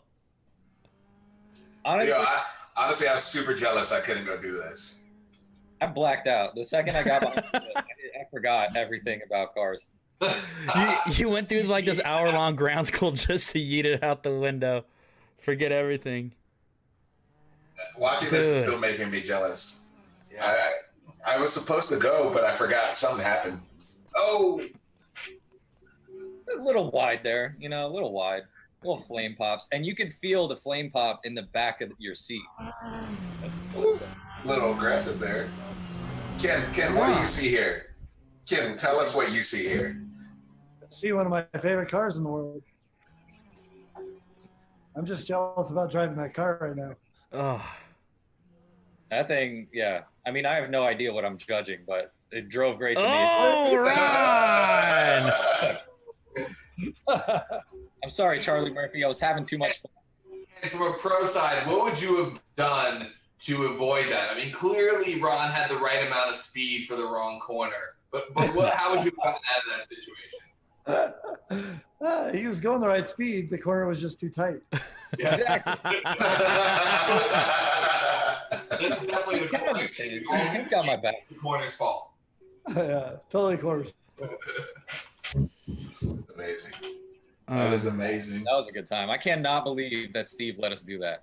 I was honestly, even getting into the car, I'm just like, is it like really like I'm gonna go out and drive this thing right now? Are you sure about this? Sure. That's like a $500,000 car. It sounds like we need to go have. Yeah, no, you definitely did. It sounds like we, Scotto, Ron, and myself need to go have a grudge match for Ken's love because he doesn't want to ride with any of us, so we got to go earn it. That's a good episode. But you know Yeah. what? He says no. Right He now, says no. Smart. The thing you need to do is sandbag because he'll let the person who's slowest drive a race car because he doesn't want you to overdrive it. So you're gonna have to sandbag and then turn it up when you're actually giving keys to the kingdom. So Because at that point, you know, because it's Hoonicorn, right? We're all trying to drive Hoonicorn, right? That's the goal. At the end of the day. Everybody's just out there trying to drive Hoonicorn. So. Here's another question for you. This is gonna be a tough one, Ken. Favorite livery of all time? Wow. This needs to be a straw poll. We do need to make a poll of this. Oh yeah. There's so Someone's many. gonna make a poll on this. But think about it. I mean, my favorite livery really simply is a Drips one, but we've had so many good ones, especially like Fleet Pantone, and the digital Zebra. So you know, and working with Troy Lee's been amazing. So it's like picking your favorite children. It's not a very easy or nice thing to do. Mm-hmm. I don't want to be mean to any of my liveries or children. Fair. Liveries are children. Yeah, we'll leave chat to battle that out. And chat, by the way, if you want to submit your favorite Ken Block livery in chat right now, which one stood out to you the most? There were so many different iconic liveries, and especially your newest one with Troy Lee. You kind of mentioned that in some of your other YouTube videos when you we were at the Burnyard. So if you guys haven't, make sure you check that out as well. We'll make sure we get that in the. That shirt looks strong, dude. Too. I like the long sleeve version. Nice. It's like that sleeve fit. That's like moto style. Here's another one. Is there any other forms of motorsports you'd be interested in competing other than rally? You know those crazy things that climb weird hills in Norway or Iceland? Yeah, Iceland. Can we bring up a Formula off-road video? I'll find one. We should show Ken Tough Truck. Tough Truck is so opposite. Every stream just ends up watching Tough Trucks. Like that's just where every stream goes. Is that you, Corey? Going, Corey, where you have to show Tough Truck once per stream. It's for whatever reason we do resort back. Be honest, are you the official ambassador of Tough Trucking? Hey, I'm not gonna turn it down if a seat opens up. I'm gonna bust out my best denim vest I got and denim jeans, and I'm gonna hit the Tough Truck. But something about a stock Jeep jumping 40 feet. There's just oh, here we go.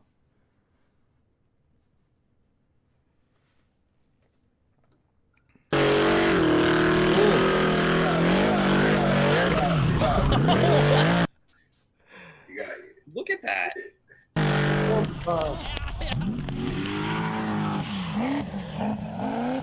Formula Off-Road is so sick. This is the next VHS episode. We gotta go to Iceland. Like, who thought that was a good way to get up a hill?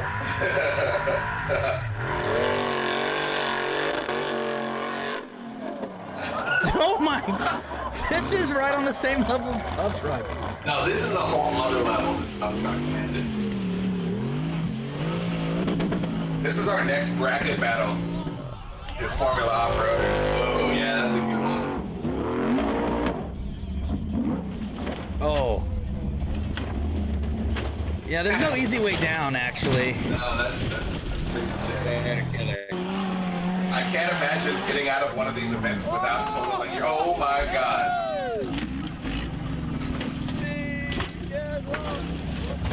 So this is what you want to do next, Ken? Yeah, but see, I want this.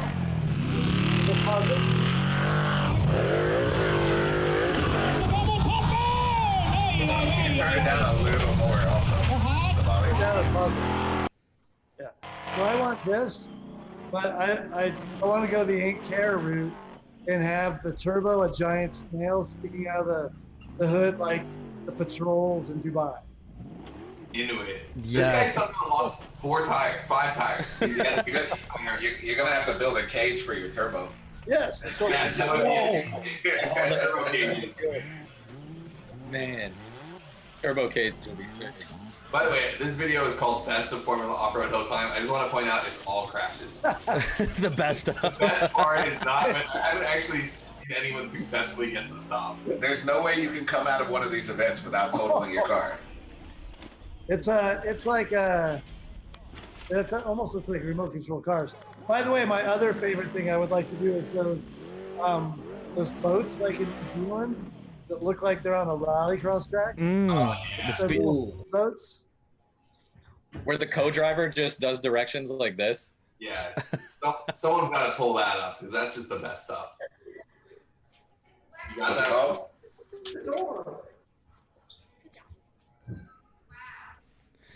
Well, what? Oh, I actually found some American sprint boat racing, which is like the U.S. version of it. And that happens here. Yeah, let's, Hey, my film crew's here. what up? What's up? So you guys all here to help film for Dad today? Yeah. Sorry, that was my idea. I hope you weren't doing something else more fun. This sounds like it's gonna be a good time. Oh, you just took us out of chores, so. Hey, Scotto, looking out. Welcome. Scotto. By the way, it's you to help out. Uncle Yeah. got you. Hey, your kids have been shredded lately, haven't they? Yeah. Yeah, I don't know, have they? I feel like I seen some clips of driving. Look, you got the whole crew on now. What's up, Steve? How you doing, Kira? How are you? Sorry, Lewis, I didn't realize I was getting the kids out of doing chores. Yeah. All right. Well, we gotta go.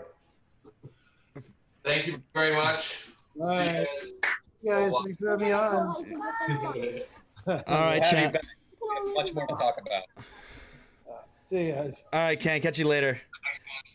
So before we do anything else, What? I've had it. We're gonna watch American Sprint Boat Racing. Hold on. all right. What's it called? I already have it queued up, man. Dude, Uncle Scotto got Ken's kids out of chores today. What a dad, Scotto.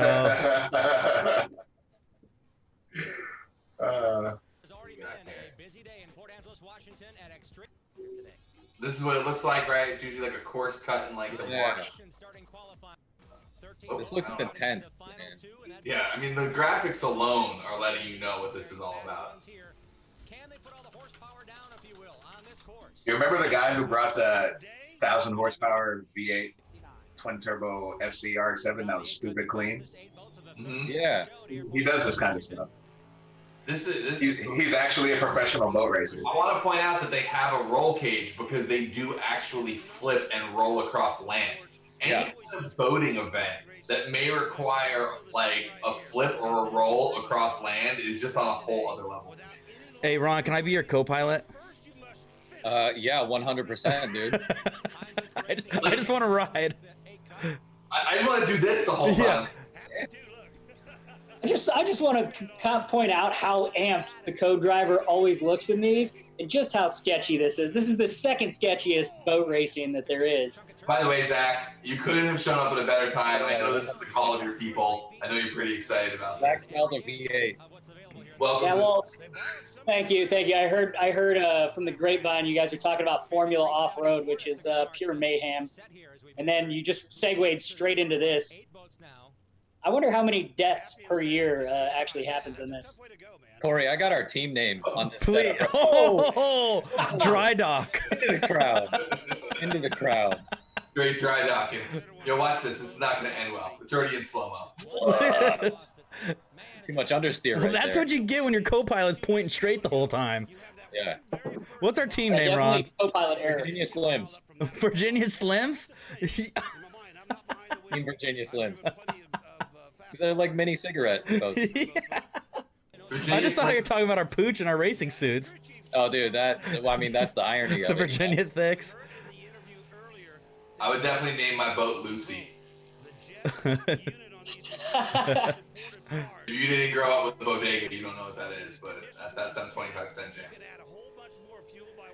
Look at how like flawless those like they initiate a slide and then like just dig straight out of it. Like these dudes are moving. This is where it's at. How do you think this sport was figured out? Australia. I think people were worried that gators and crocodiles were going to evolve and get fast, so they built these boats to get away from crocodiles. What? I haven't heard that theory before, but I'm buying it. Yeah, I'm from Florida, so I think like a Florida man. Yeah. I just imagine a bunch of dudes in Florida sitting around like a 24 rack and getting in a pissing contest with like fan boats and being like, oh yeah. This is definitely a hold my beer invented sport. Yeah, this is what happens when it floods your farm out back and you bust out the boat to party a little bit and then it turns into something. just because. There we go. Jet boat racing crashes. That's This is gonna be awesome. Let's see what comes up. What's the Oh full my race? God! Look at that. All right, here we go. Yeah. This looks dangerous. I mean, look at these courses. They're wild. It looks so fast when you're watching the POV and you actually get to see them like from their perspective. The co-driver's not excited. He's literally guiding him. He's literally doing this. All right, here we go. I think. Let's see. Oh! Boating accident. That man just had a boating accident on land. And then upside down in the water. What is? Dude. That's insane. Yo, the craziest part of this is that like you don't only like flip and get the impact from like, you know, going end over end, but then you can also land upside down and drown. Yeah. I'm gonna replay this in full screen so everyone can really enjoy this. And Ken did say he wanted to race this? Yeah, Ken wants to race this. Because honestly, the only other sport that you can roll and end up drowning in is rally. So it's pretty close. Fair. Oh. There is nothing worse than coming to an abrupt stop from like 50 miles an hour plus. Serious. Oh, did she go to the Yeah, he's heading to the after party. Yo, imagine just watching a race and then just having a boat fly into your canopy. I feel like That looked like that view right there just looks they're like already running towards the boat. They're like, they already knew that was gonna go bad. the onboard videos look like you just messed up and glitched Gran Turismo and you just went to get drift. This is. Oh, Ooh, Gas it up, cowboy. Gas it up. landed it. Back in Landed it. it. That is. Oh my god. Oh my god. Oh! What? Oh! Holy! Better. I was gonna stop it. Hold on. By the way, did you see the people in the stands put their beer up as soon as the dude launched over the wall in celebration? I don't know what's more dangerous. Oh! That's it. That's not real. That can't be real. What do you think's more dangerous, the actual racing or the tailgating? Yeah, I don't know. This is really big in Australia, isn't it? And New Zealand, right? I think it's bigger in New Zealand. Down under in general. Yeah. Yo, somebody in chat brought something up. Omar says, didn't Blake Wilkie build something similar to this? He has like a jet type boat, but yeah, it is pretty similar to this. I'm not sure if it's exactly a jet boat or if it's kind of his own design, but it is, yeah, it's this kind of thing. And when he built that, I was like, man, that's one of the coolest things. We wanted to go up with it. It's never happened. That's a big one. You know, it's not propelled by like a V8, but still. Hey, got that Nada spin going on the cage. Ooh. Man, anyway, I mean, I could watch for hours, but see the other things to talk about. Dude, boat racing in general is sketchy. The offshore boats, the top fuel drag boats, these boats. I don't think there's a really a safe form of boat racing out there. Finnegan has bulletproof underwear he's got to wear to race. Oh, that's right. A flak jacket just to keep his testicles in place. A 300-mile-an-hour water enema. Yeah. Dude, I don't know if any of you guys have gone like cliff diving and like had an accident cliff diving, but it is very unpleasant. No. Even if you do it right and you just don't cover your face enough, like the water that goes up your nose is insane. Yeah, I was actually with Ken at Wall Lake, and I jumped in once, and I thought I dislocated a testicle. Like, it just hit me. It was bad. And, like, that's the worst pain to have as you're starting to drown. Yeah. You ever Not only something that's inducive to, like, moderating your breathing. It's when you're like 10 feet underwater trying to figure out which way is back up. Yeah. You ever been driving so aggressively you punch yourself in the nuts? No. How does that? Oh, when you're sawing the wheel. But do tell us, sir, because it sounds like a damn experience. I've done it in Shark Park, and I've done it on my simulator, where I punched myself in the nuts, just getting too sick, and hand slips off the wheel, and you just hammer fist your boys, just pow, just straight hammer fist them. Pow. It's not a good feeling. You definitely give it your all, man. You definitely give it your all. By the way, 69% all the time. The video you shared with us the other day of little Tretch shifting, just such dad feels on that. That was such a special moment. That's honestly might be my life's greatest work right there. Yeah. But hey, let's watch this real quick. So Ron's background has had me itching to watch this video. And so Ron's background is from a test day for Climb Kana at Pikes Peak, but their oval track that they have. And this was one of my favorite days with the Unicorn and Ken. This thing it's super sick. This was the first time you saw me. Yeah, so this was the first shred with twin turbos, right? Yeah, this is the first turbo version after the NA build. Yeah. 1,400 horsepower, twin turbo, on methanol. Pretty frightening. It just seems no matter how sketched out something is, Ken just seems so calm about it.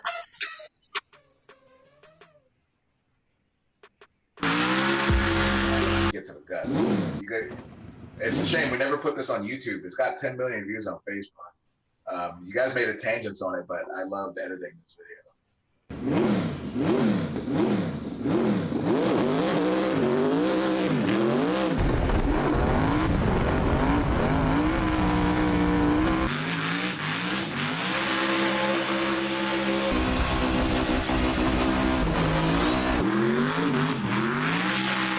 So sick.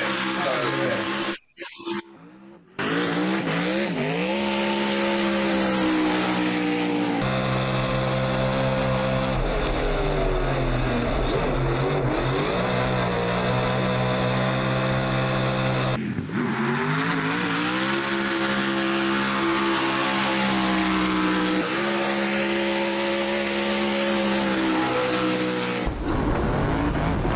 Just watch the smoke just take over. It's so silly.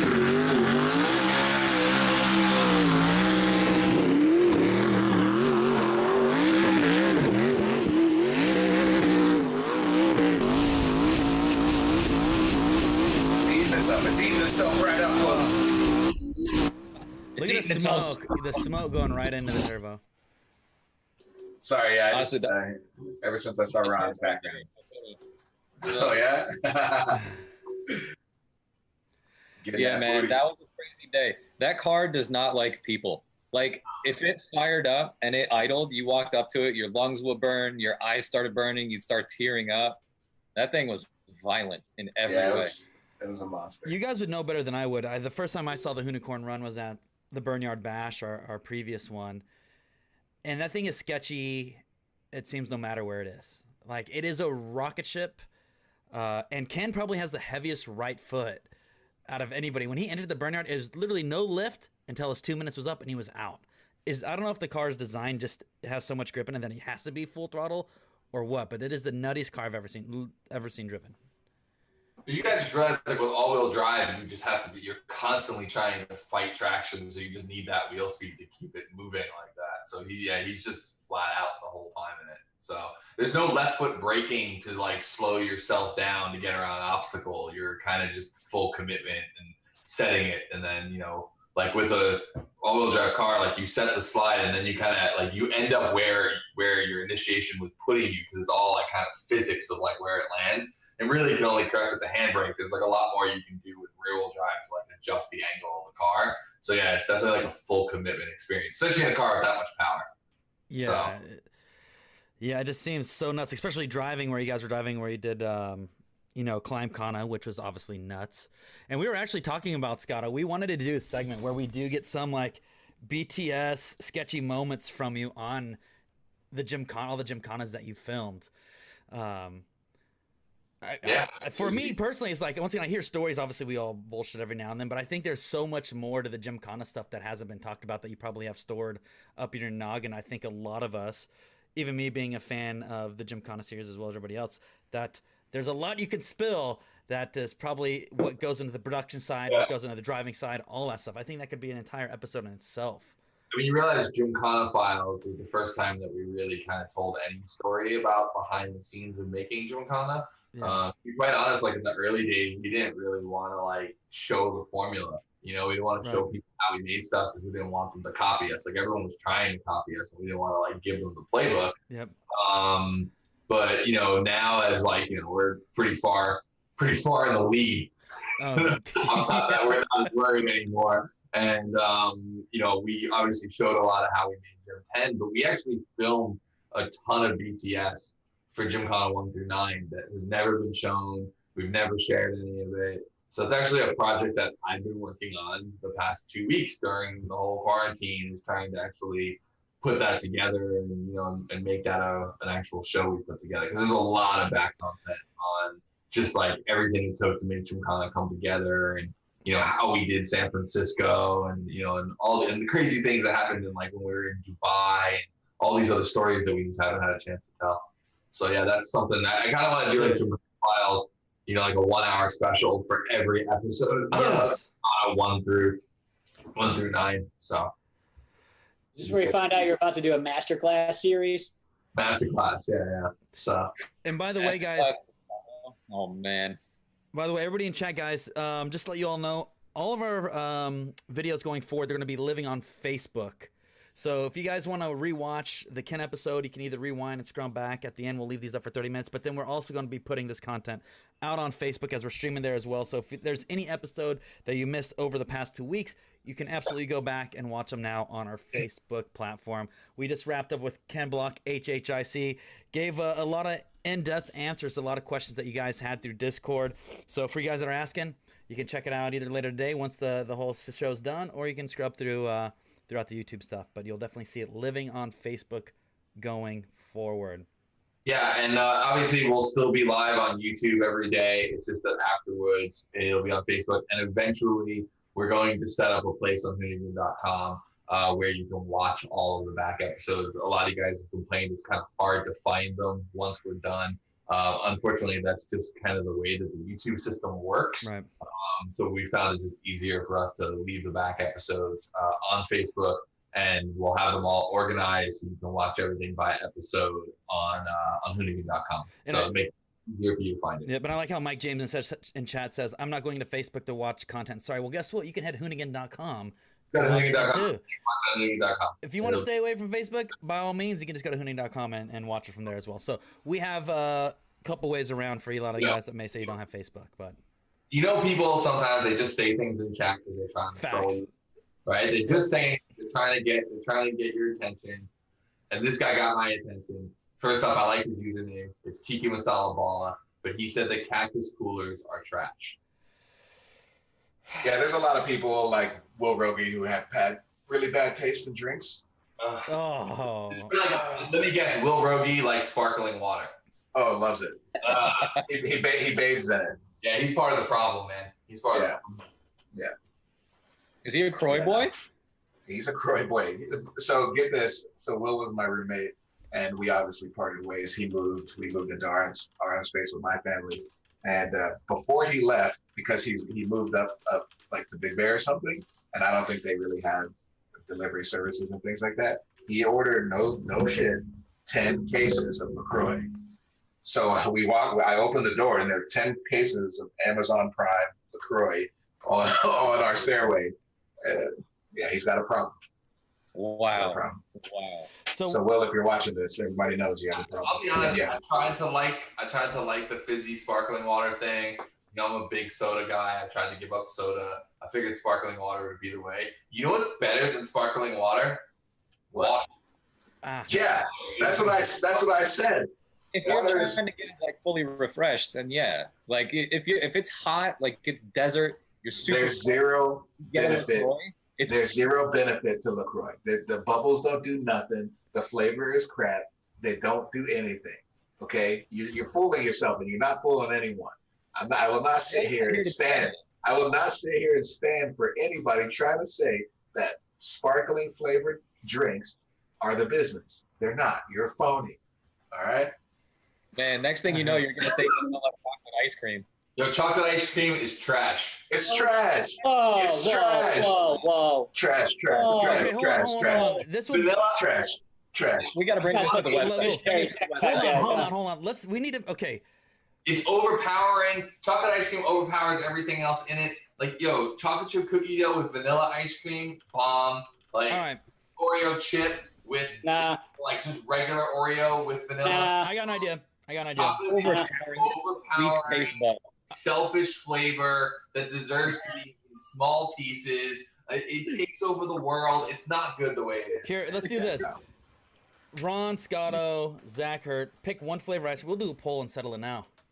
Chocolate chip cookie dough. Okay, so we're gonna get this set up right now. We're gonna pick the best ice cream. Based chocolate chip cookie dough. Second to that, Oreo. That's it. Cookies and cream. Cookies and cream and chocolate chip cookie dough is the bomb. That's it. Ron, what are you picking? Two grown men that drink soda on the regular. Come on now. There's nothing. You eat like a wolf. I don't want to hear anything. All right. I've literally seen Zach eat raw meat in the kitchen. He doesn't even warm it up. Just straight out the fridge. All right? You don't eat for flavor. So you don't get to speak on flavor. I want to say, a man who drinks the finer things in life, like the Cactus Cooler and Cherry Coca-Cola, has way more right to speak on things like ice cream. Exactly. The finer things in life. Are you 6 years old? Cactus Cooler is a refined beverage for a refined man. I love that Chad is actually starting its own debate with cookies Vanilla's and better cream, than chocolate. Rocky Road, Neapolitan. Yo, let's get this. Neapolitan, we're putting this poll together right now. All right, Ted Bundy. Nobody likes Neapolitan ice cream, okay? You're a serial killer. You've exposed yourself, and I hope the feds find you. You can eat a whole pint of vanilla. If you're enjoying this conversation, hit the like button, because right now I'm just watching people leave the stream because I don't think anybody wants to talk about ice cream. So, anyway. It just is what it is, man. We're still gonna solve the ice cream thing, though. We gotta get. You may as well just kick it. Oh, you already kicked it on after show. Yeah, this is after show. Yeah, this is after show. So one other thing we were talking about, if we want to get back onto Gincana stuff, because we did have this discussion yesterday. If you had, I'll be back. Oh, he's gonna get ice cream. What do you want to bet? Scotto's getting ice cream. Ooh, shit! I might go get some. I might get some too. I might go get some. I might go get some. Serve some up. I might go get some ice cream. It's gonna be the Ron and Haas show here. We're gonna be racing speedboats. We don't need any of these guys. I was about to go get my own snacks. It's all right. You know what? It's fine. It's fine. I'll stay. It's after hours. So the other question that we were talking about yesterday, because I think obviously Ken has been. Oh, what is that? Man, you had to do it. I never seen that before. Yeah, man. CT Crunch. Look at these. Oh my God, you guys. Look, Zach is trying to tell us he knows a thing about ice cream, but he's eating 365 Lifetime off the shelf. This is all they got left. Knockoff chocolate ice cream. He's eating knockoff chocolate ice cream, and he's trying to tell us he knows ice cream. Hey, this is all they had left. Get out of here. I want to point out it's vanilla based. This is a vanilla based ice cream. Also, you can't have ice cream without vanilla. Also, Klondike Oreo. All right, hey. Vanilla based. All right, Klondike bars, that's a different level. Klondike bars, there's a lot of things I would do for a Klondike bar right about now. And you know what? They don't have. Just dropping those taglines. This is literally only the 365 stuff is all they have left at Whole Foods for ice cream. Yeah, whatever. But you know what? There was a bunch of. There's only one chocolate left. You know what there's a bunch of? Vanilla. Vanilla. Yeah, right. You know what? Because they stock the hell out of it. Exactly. People only care about cookies and cream. So why would they not have cookies and cream? Nah, it was like that last thing left on the shelf because nobody wanted it. It was all sad. It was all heavily in stock. No, they actually reorder cookies and cream. They don't reorder the chocolate.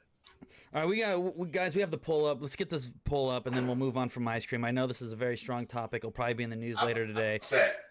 I'm upset. No, honestly.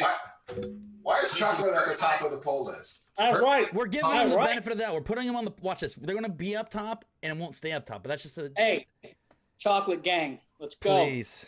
All right. Look, I'm not going to defend plain chocolate. You don't stand a chance. You don't stand a chance. Yo, look at that. You're getting crushed. Chocolate chip cookie dough above all. Ron, I think I'm. You know what? You know what's in all those things? Chocolate.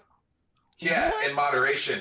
In moderation. A full chocolate bowl of ice cream is straight basura. Booty. Do not trash. tell me to moderate my chocolate intake. You couldn't eat that. Cactus Cooler today. I could eat a whole jug of cookies and cream in one sitting if I wanted to. You couldn't do that to chocolate ice cream. This is, boys. It's too rich. For everybody watching right now, this is how you I pull mean, hey, look, if 101. it's too rich for your blood, then stay out the kitchen. No. That was me imitating you chocolate lovers. You All right, are a guys, we bunch got of- 10 seconds left on the poll. Hurt, I sent you the link. Why don't you pull up the results? Let's just squash this right now, and let's move on. Let's just squash this right now. We're going to squash it right now. We'll move on. I'm frustrated. Yeah. Boom. Yeah. Yes. Boom. They're done. Spoken. Best one, hands down. Chocolate chip cookie dough. What? Yeah, that's what Mint Yeah. chocolate chip. I agree with that list. Look, That's my let me just say hashtag my something. list. Look, Hashtag my list. in all the top 1, 2, 3, and 5, chocolate is present. Just saying. Moderation. It's an accessory. It's an accessory. That's what you're not understanding. It's a an necessity. accessory. Because you couldn't make those things without chocolate. You know what else is good in moderation? Jägermeister. Ooh. But Have you ever moderated your Jaeger intake? No. You don't go and drink Jaeger. Hey, what's your Jaeger bomb record? Yo, Herb, I have a Jaeger bomb Herb, record. pull that up one more time. Pull that vote up one. How come I never seen this before? And how come I don't have one? What's that? Are these ready to drop right now?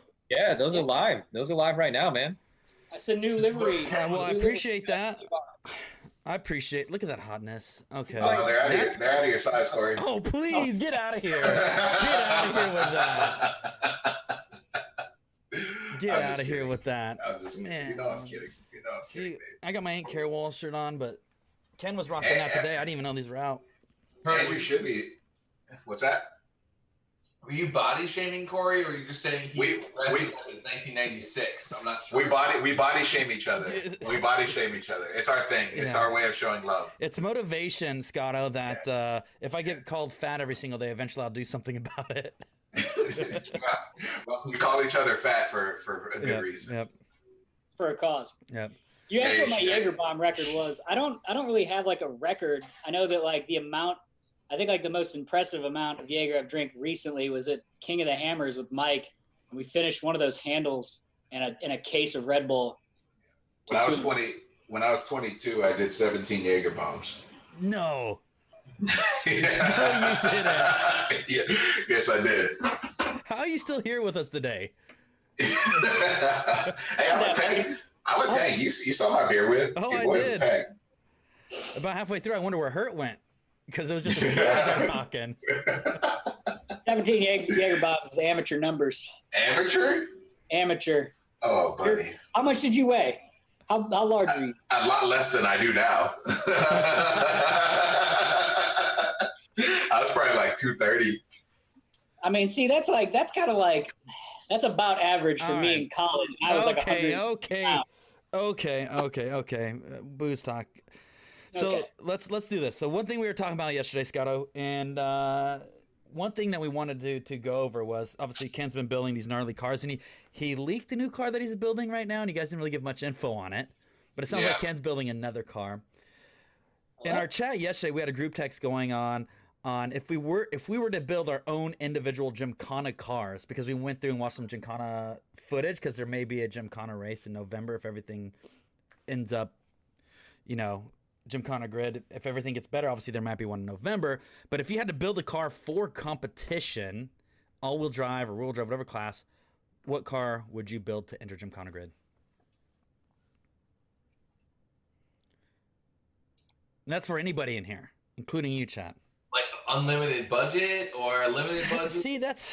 I hate this. I mean, if it's like unlimited budget, then you could just build something crazy. But if it's limited budget, for Gymkhana grid, all-wheel drive, I'd say an Evo. An Evo, unlimited budget. Because the thing is, okay, let's make it a... Limited budget. A limited budget? Evo. If it's unlimited, like, you build a fucking school bus, right? You could. Because we were thinking... Fucking Jaeger bombs, fucking Jaeger. This is actual footage of me in college. Sorry, I had to drop that real quick. That's a classic. That's a classic. That's a throwback. Someone said my new haircut. If I asked if I had a new haircut in chat, and it threw me all the way back to this. Oh man, my new haircut was that started the Guido trend. Yeah, that was intense. Oh, but the Guido trend was By the strong way, in Jersey yeah, before that. he started it. Yeah, I grew up in Queens. Yeah. It's always been there. It's just Yeah, but it revolutionized it for the rest of the country, which later would lead to the Jersey Shore being picked up as an actual like a viable. Yeah. Which let me We just should set the have- record straight. Jersey Shore was all people from Long Island, Staten Island. We should have a Zoom friend hangout where we just binge watch Jersey Shore together. Oof. No, so I never watched I Jersey will not. Shore when it was out because I had better things to do. But then, Yes. like, I was like sick one day, and I marathon like 8 episodes of Jersey Shore. Wow, that's really good bad TV. Like, it's really addictive bad Dude. television. Oh my God, Jesse just sent me the most amazing thing of all time. Whoa! Is this real Wow. life? What? Cactus God. cooler, sorbet. What? Cactus cooler sorbet. Order this. I need to know. I need to know. But the game of change. Water, sugar, orange All right, juice. all right. I gotta go get some good ice cream, not chocolate ice cream. I'll be right back. There's a good chance her might bring back chocolate ice cream. So while Hurt's gone, let's talk about 944s and how much more superior. Oh my God! No, back on the Gymkhana grid thing. Dude. 944. So what I said before was that if you had a limited budget, Right. not a limited budget, restricted budget, the best car to build would be an Evo. I just think like if you think about the diffs, if you think about just the power to weight ratio that's already there from the factory, it's just a well sorted car. And I love my Audi, but like my Audi would be pretty difficult to drive in grid because it's just nose heavy. It doesn't want to come around like as quick as an Evo does. And It even also like doesn't run. even like Subarus don't have that same step out that an Evo does, right? So Yeah. I think Evo's best, but if it's unlimited and you can build whatever you want, I mean, then you start getting into like SADEV transmissions and things like that. I mean, if you had completely unlimited budget, you might be able to make a 944 fast.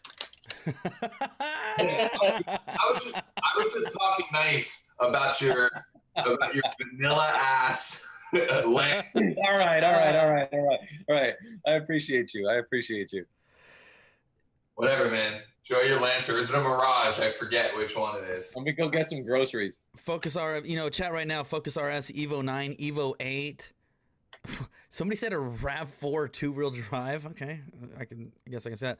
Eclipse. I'm still stuck on that Eclipse you shared the other day, Ron, because that thing is super sick. Oh, the hill climb The one. hill climb Eclipse. I'm still stuck on that. Yeah. Dude, that one was sick. And so what I did last. Honestly, go ahead. Oh, go ahead. Oh, I was just gonna get excited because I was watching. I just pulled up Jim one off another video off Ken's channel. The Gymkhana grid from Poland 2019. All the on-car shots, the raw footage of that. You don't realize how nuts actually the competition is and how fast these dudes are actually going. So I remember being at the dinner Scotto and I were at where we were like, I think we were talking to Monster UK about bringing Gymkhana grid out there because there's a lot of prepped cars, there's a lot of race cars, a lot of that style of driving. So Gymkhana grid kicked off in Europe in like 2011, and the first couple there was like third place was a dude in an almost stock GC8 that blew his motor. And then fast forward 3 or 4 years and you have guys that are purpose building cars just for this. The rear wheel drive cars, super fast, all wheel drive guys that are getting up there with like rallycross cars. It was really cool to see how much that game stepped up in just 3 or 4 years. There's one clip that I want to pull up too. I'm going to send it to her once he gets back from getting his chocolate ice cream. But there looks like there's a clip of Ken Block actually competing against Daigo Saito. Oh yeah. What car was Daigo competing in at that time? Was that I think he was in the Vet. Either the Vet or the Supra. Okay, yeah. I think it's the Vet. I'm gonna pull his fit up. I want to send it to her right now when he gets back so we can pull it up. And the rules for Gymkhana grid, because obviously the Hoonicorn all-wheel drive, the Vet route. What is the rules for the unlimited class? No rules. It's nothing. You can do whatever you want. It doesn't have to be all drive. Could just be rear wheel drive. Could be anything. Yeah, I mean there are some rules. Okay. I think in general, if you go based off of like rallycross car rules, that's pretty much it right there. Oh, By the way, we've got a new guest. Todd Richards. I need to update my background, dude. You guys are. This was a previous Zoom I was doing. That was a game show, literally 5 minutes ago. So Todd Richards was talking shit to me on text message, so I was like, you know what? Just join the chat, man. He was. And if you guys don't know Todd Richards, once upon a time, like when I was a child, he was a really, really good snowboarder. Now he just talks shit to me on text messages. Exactly. So anyway, Todd Richards, welcome to the chat. Former pro snowboarder, the voice of the Olympics. What else do you do, Todd? What else is going on? Like you have an RS3, right? No, you have you have TTR. Yeah. What else is going on? Oh, nice. Yeah, he had a B5 Audi. I had a B5 RS4 for a little bit. Yeah. Ooh. Yeah. Nothing. Well, apparently I just Zoom all freaking day long now. That's basically life. Life is a continuous Zoom call. So Todd, you've known Ken for a really long time, for way longer than the rest of us know. So we should just ask you questions. 1990 is how long I've known him for. Wow. So yeah, there's a lot of people in our chat who weren't even born in 1990, so they're just trying to recognize that math. Tell us some good old Ken stories, because Ken's not here right now. He's probably not watching. The first time I ever met Ken, I was out in Colorado for a snowboard contest, and we were going to drive from Summit County, like Breckenridge, Colorado, to Fort Collins, Colorado, to go skate some skate park. And I didn't know Ken. Ken was just some random dude who had a car, and he pulls up in this black zebra striped GTI. Like it was like, we just call it the embarrasser. Like it was like when someone pulls up in a zebra striped GTI, like you're like, oh, all right, that's cool. And I was like full like Massachusetts kid who like just like, some shitty skateboard kid. And so you were already automatically judging everyone for everything because that's just life at that point. And yeah, Ken, he's the same exact dude, just like, but he was living in Colorado. That was his deal. That was an incredible impression. Yeah, I've got many. You know how it goes. I do. There's a lot of those, Ron. I do. But Todd, how weird is it to like see Ken today? Because you saw him as like the kind of mind and business behind DC, and now he's like his own like kind of odd automotive internet celebrity type thing and race car driver. It's a trip because I mean when I knew Ken from back in the day, and then eventually I rode for DC for a really long time, and I remember his wife Lucy giving him for his birthday the present to go to Team O'Neill in New Hampshire. Like, oh, I'm gonna go to rally school this weekend, and I was like, oh, neat, like cool. And then next thing you know, like 2 weeks later, he's like, I want a Subaru, and I need a roll cage, and I need to get a helmet, and I need to get, it was just like, it just went from like 0 to 100 instantly.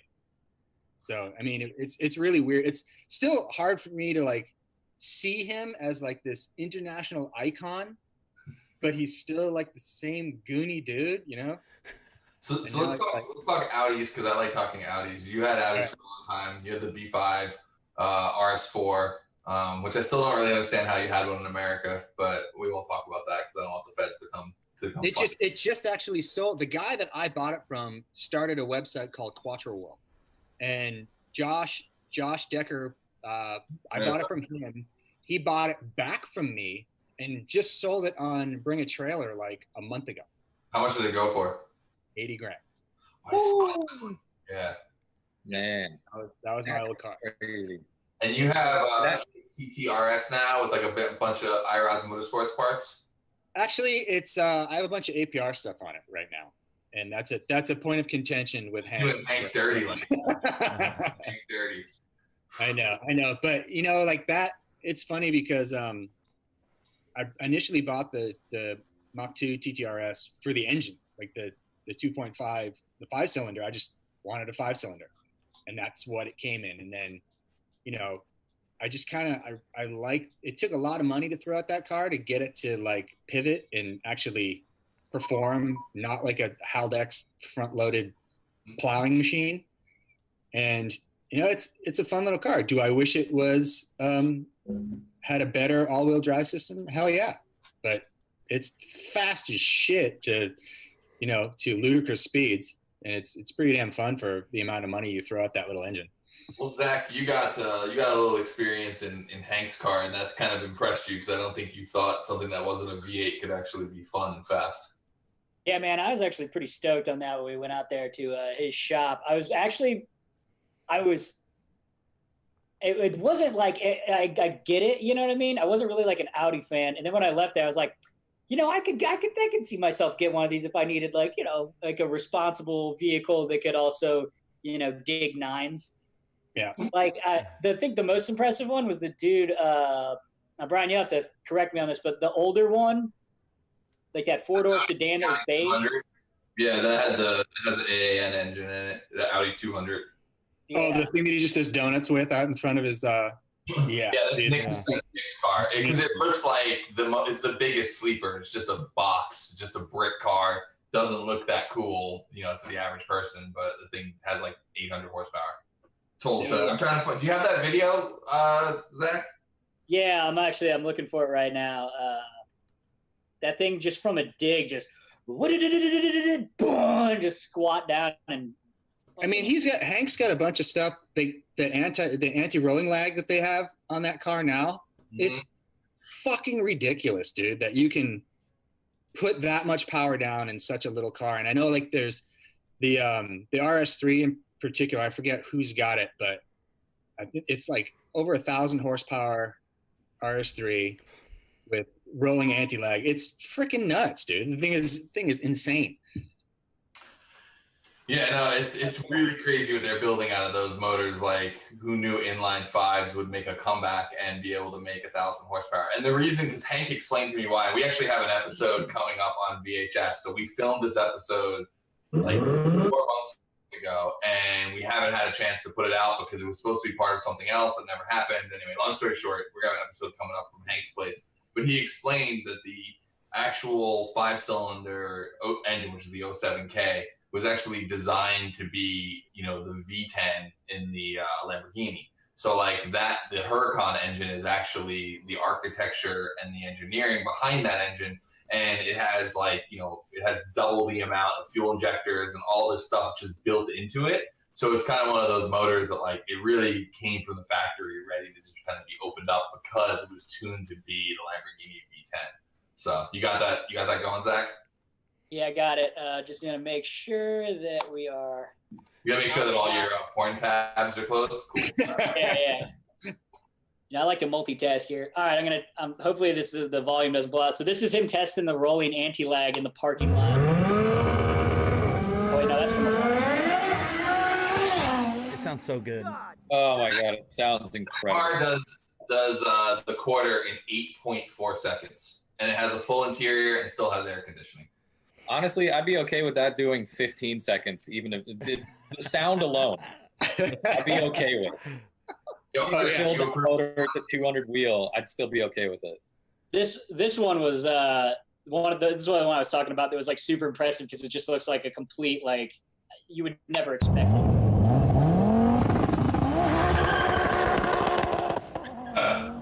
That's sick.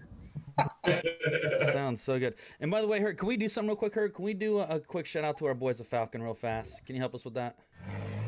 Yeah, let's give a big old shout out to the boys at Falcon Tire because without them, we would not have the stream from the Hoonigan Stream team.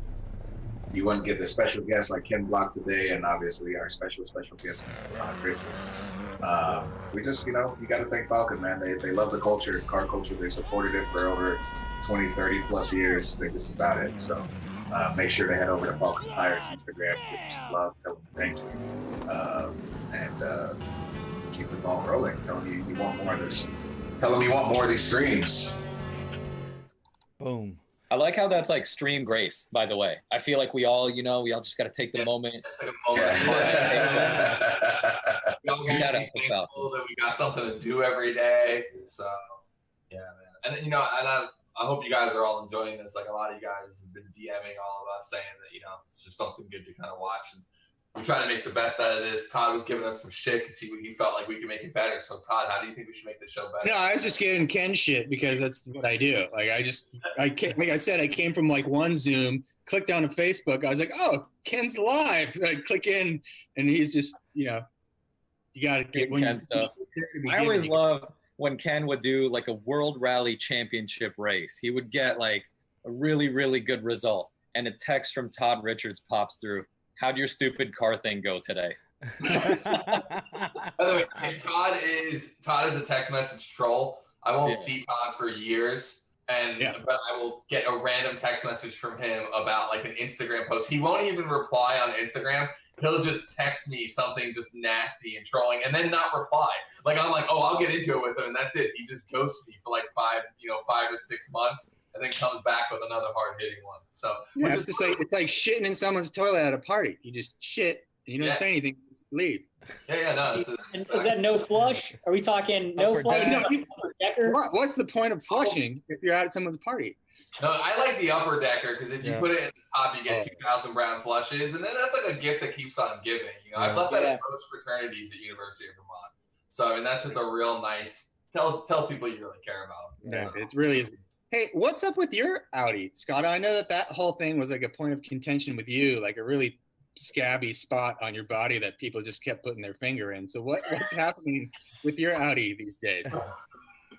Well, it is running. So I drove it home when the quarantine started, and I dug into it last night. It's just getting slow. It's going there. So I mean, it's still not like a fun car. It's still got the stock motor in it, but I'm actually building a 3B for it, so like the old school inline 5. I just like the way they sound better, and so Hank and I are building that in conjunction with Tim at BBI. So it's like all the great engine guys I know to put that together. And the goal will be kind of like probably by midsummer to have a 600 horsepower version of it, but eventually push it to like 1,000 horsepower. So it started kind of 6 range. I just saw something. I think there's a guy in Colorado that has a 90S coupe like yours that is putting down crazy numbers in the driveway. Yeah, there's one that's been floating around recently that's like a 950 horsepower. Like, is it gray? Is it like a gray? Yeah, I think I saw that one. Yeah. So I love how the car sounds. It's not the best driving car, you know that. They push a bit, but it's just kind of fun. I've had the car for 14 years now, so I just kind of need to finish it. It's finally in my home garage, so yeah. And trust me, the internet just berates me about not finishing that car all the time. Somebody in the chat asked, have you gotten to the second bolt yet? Second bolt yet? No, it's so funny. There's this moment in the episode that comes out tomorrow where I'm cutting down a bolt and I'm filming the whole thing, and then I stop and I'm like, it doesn't escape me that all of my videos revolve around me doing lots of things with bolts. I don't know why. I always get caught up in like adapting, modifying, tweaking bolts. But yeah, that's bolt restoration. Yeah, I'm just a bolt man. That's my thing. So did you pull all the wiring harnesses and like rewire the whole car and everything? No, I just did all the suspension work on it. So I pulled the subframes and I've redone all the suspension. And somewhere along there, I don't know, like it's making a ton of noise. Like I have a bunch of shake and I can't figure out where it's from. So now I got to figure that out in my garage on jack stand. Could be bolts. Could be a bolt. Yeah, it could be bolts, which is weird because I'm kind of good at bolts. But yeah, it could be bolts. You don't know. Are you really though? What'd you say? Maybe you should just get new bolts. You know what I mean? Instead of trying to like spend so much time refurbishing old ones. So it's funny you say that because FCP Euro just sent me a bag of new bolts. They were like literally with a note that just said like, you know what's better than cleaning rust off bolts? New bolts. I was like, all right, fair enough. Fair enough. And new bolts. It's like 3 o'clock in the morning. I just have to finish it. I'm like, I got to resurface this bolt to make it work. So. Yeah, I'm gonna throw a little something on the screen share here. Yeah. I was talking to we were talking about rally stuff on chat earlier, and somebody DM'd me the Frank Sprongel American Rally Coupe Quattro. Look at that thing. Frank Sprongel is definitely like a hero in the Audi community because he ran one of the few cool Audis in the U.S. market. This thing sounded so good too, man. Look at that thing. Jesus. Woo. I think you know what I do remember. Like there was someone that had a project car. It might have sat at GMG Racing for a really long time, but it was an old shit. Maybe it was a. It might have been. Was it Fabrice's car? I think. Yeah, the one he cut in half, and it was a short wheelbase. They were trying to make a short wheelbase Quattro. Yeah. And I don't know whatever happened with that thing. If that frame is still hanging around somewhere in Southern California. There's a bunch of guys in Poland building those right now, and they just take like either 4000s and they shorten them, and then there's Cool Wheels that makes all the kits to basically make faux Quattros. Because the Quattro had like a completely different windshield line to it and everything. So if you use a sedan, you can basically build and create one. By the way, I just found this. I just found this photo, Todd. Remember this? What's that? Are you seeing it? Are we sharing? No. No. We're not sharing. Hold on. Sorry. Here we go. Boom. Oh yeah. Man. So that's it was when I first moved to California. Went out to Cars and Coffee, and this was when Ken still lived down in San Diego. So that's your B5 RS4 on the right, my 911 pre-RWB, and then when Ken had the Focus RS, and that was when like that car was unobtainium. And, dude, the green Focus RS was so sick. Yeah, it had an inline 5 as well. Yeah. Can you click the headshot behind you?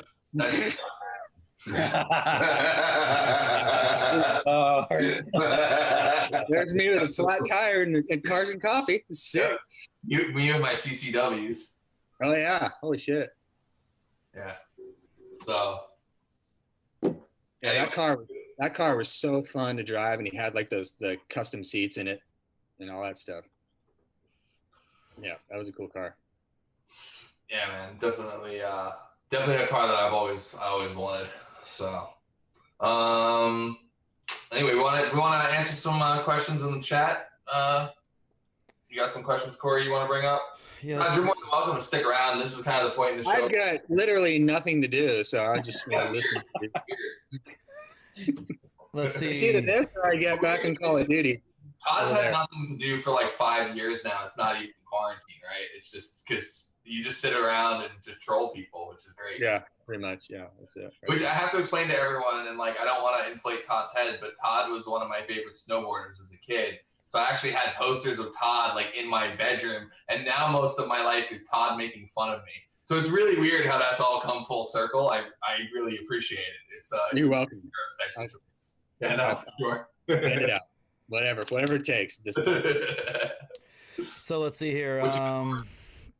Going through, so a couple things we have left. We've just been torn apart with tons of Ken's questions, so I'm trying to filter through here. But what we do have to go through, and this was something that happened last time, is we did car roast, and the car roast section is going nuts right now, and that's where users submit their ride and Hurt roast their daily rides. We have car finds. Car finds is still going big. We can go through car finds. Looks like everybody's kind of gathering. Let's get on car roast. What do we got going? I love car roast. I got one real quick. This is I'm gonna leak the artwork for Scotto's new Working on Cars show from his garage.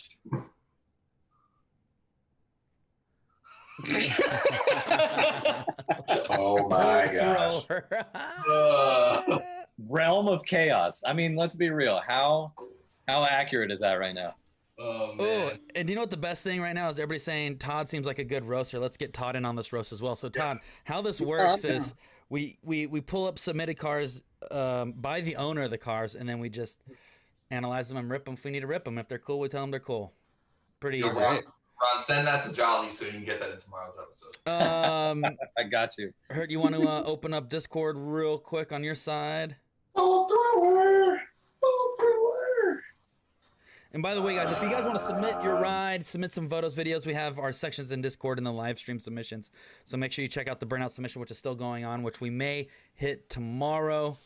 So we still have a lot of stuff to go through. But as far as Carlos, Hurt Daddy here, going to be pulling up a few selections and there's some really ugly ones and there's some cool ones, but we'll see how hot and heavy Todd can get on the roast. Okay, well, here we go. All right, so here we go. So we're just going to there you go. There's our first roaster right there. That's sick that the friggin' what's his name? Joe Exotic. He's got his name. That could be just the Joe Exotic right there. That's Joe Exotic's race car? Yeah. If Joe Exotic had a race car, I'm pretty sure it'd be a Slam Chevy pickup truck. That's pretty honestly. Look at think about how many Tigers you can fit when you pull the bed liner off that thing. That thing is some wheels and headlights away from actually looking decent. What wheels would you put on that, Hurt? I don't know. I'm not good at trucks like that.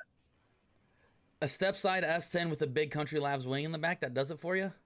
Come on. What I'm saying is I could make that look sick. Can I ask what I'm saying? What happens when you drop the tailgate? Like, where does the wing go? Does the wing go on the floor like that 350Z? No. It drags on the ground and you shoot sparks. Have we shared that video yet? No, because of the street. Wait, someone just said that's an F-150 with the S10 front. No. That's why it's step Hold side. on. Can we talk more about No, that's an S10 with a Chevy Trailblazer SS front and wheels. And you can tell by the mismatching paint from the doors to the hood and fenders. That's definitely a front end swap. But going back to the wing, Scotto, what I think that's a boomer step. So when you fold it down, you can actually use the wing to step to get you into the bed. Makes sense. Yeah. Yo, he's got 5 Segan FNOs. FN01 RC. Yeah. Those were legendary. Man, I had a set of those. They peeled like 2 days after I got them. Off of this carbon fiber hood. That's period correct. I like that. I got a soft spot for Cooper cords, man. That's a shitload of carbon fiber on the hood. Is it peeling too for added effect? It's because it's too fast, too furious. That's what happens when you active weight loss. And so this one, let's see. So that was submitted by Dark Arc Fab, and then what we got a. Man, some people just want us looking at their cool cars again. Yeah, I can't roast that. I can't. Roast that. That's okay, not to get a roast in too. Zach, what about this thing? What do you got to say, Zach? Yeah, Zach. This is a Zach roast. This is clearly from somebody in like the middle of the country that's probably like 45. You got the, I don't know why it's got the cocktail shaker old school chopper slip-ons on it, but those would be cool in any other sense. Those 1.25 inch stupid ass high rise like Z apes are terrible. What else we got? Fat Boy. I don't know. I hate Fat Boys in general. Floorboards disgusting. Got like the 400 pound man fat ass seat, solo seat, because you're definitely not picking up chicks on that thing. You got header wrap, even though you don't need it for real. If I could name this bike, if I could name that bike, I'd name it Cabo Wabo. Oh. Was that a Harley Davidson or a Honda Davidson? I don't know if it was. That was a Harley. Okay, let's see. Anything else? People play games. See, some people come here just to. Oh shit! Wait, is that a simulator? Oh, it's a simulator! Oh my god! Yo, that's the best use of a Mini Cooper I've seen in a long time. 100%. There was something on Instagram like 2 days ago where a guy had like a GTI with the full front, the full windshield was a sim, and I forget if he was playing like Forza or something like that, but it was so crazy, like everything matched up perfect. If anyone has the hookup on curb monitors, holler at your boy. This? Oh, it's been sitting there since the 1970s in the same spot. Hasn't moved. Hasn't changed anything. Do you relate to that, Scotto, at all? Yeah, that's same. This is like my future right there. So into it. Man. But instead of a hoist, it's a bolt. Yeah. One bolt away from running. Yeah. Ooh, Hyundai? Is that a Sonata? Or is that an Elantra? I think it's an Elantra. A 4-door Elantra, and this is what I would build if my budget unlimited Gymkhana car. Wow. I'd reshell like a 1,200 horsepower Evo and put this body on it, just because I think it would just be a good Gymkhana sleeper. It's a troll car. Yeah. The ultimate troll car. Yeah, every now and then you'll get hit with some heat. Is that chopped? Chopped, sick. I think that's a Mighty Car Mod sticker. Let's see. Yo, I'm into that. See that? Yeah. Some just troll us. Is that Oregon? Oh wait, he's on Nockies. These are not fake equipped. Yeah, those aren't equips. Oh, Get that out of here. That car's still hard. That car's still hard. That's not, these That's aren't not a most. bad collection. It's not. Yeah. Yeah. There's Zach's race Now car. here. This. Yeah. Okay. Where do we even start? I mean, All right, first off, do you know what it is? it's an Accord. Okay, just making sure you know. An Accord coupe. This is something Hurt would race in the circle track drag race. This is a hybrid of a knockoff dirt car import tuner that didn't make it to the late This thing models. probably has an H22 turbo under the hood or something. No, they're stocky. That's dope. It's clean. I mean, is it RPF? Off-road ride height, but dope. Yeah, man. RPF ones? Those are RDF 3s. Those are Knock you boys. Enki with 2 E's. Whoa, what is this? Circle track car. Yeah. Wow. What? Yeah, man. That's See, sometimes we get Kinda burned sick. by the roast. kind of sick, though. Yeah. That might be Smooth. an idea, like, But the next steering week. wheels on those cars always bother me because that's the same exact steering wheel that's on the bumper cars at the carnival. It looks I was just so gonna say whack. that. All like old school NASCAR steering wheels like that. It's so wackadoodle, man. Just get. Is that so they Wait a don't? minute. At Wait a some minute. point, that was considered like important safety. Like, what should we do, Bob? I don't know. Put a pillow in the middle of the steering wheel. That'll save their life. Oh yeah. It's just stayed there. put a little pad in the middle. Yeah. Oh, what is that one right there? What's this? Ooh, 4-door Nova. Nova 4-door. Not a very loved car. The 4-doors aren't, but I respect the 4-door. That's a good project. If you need that corner piece, I got it. DM me. I'll send it to you. Ooh. Nice. You know the Aussies embrace the 4-door muscle cars a lot. I see some good builds coming out of there. It's a Jeep thing. Doors Yeah. optional, top optional. You guys are all about taking the doors off. I guess it's so you can see your approach angle or something. What? See, the thing we realize, this actually turns from a car roast to a photo roast. People still don't know how to take pictures of their car properly. That's. You gotta get Larry Chen on.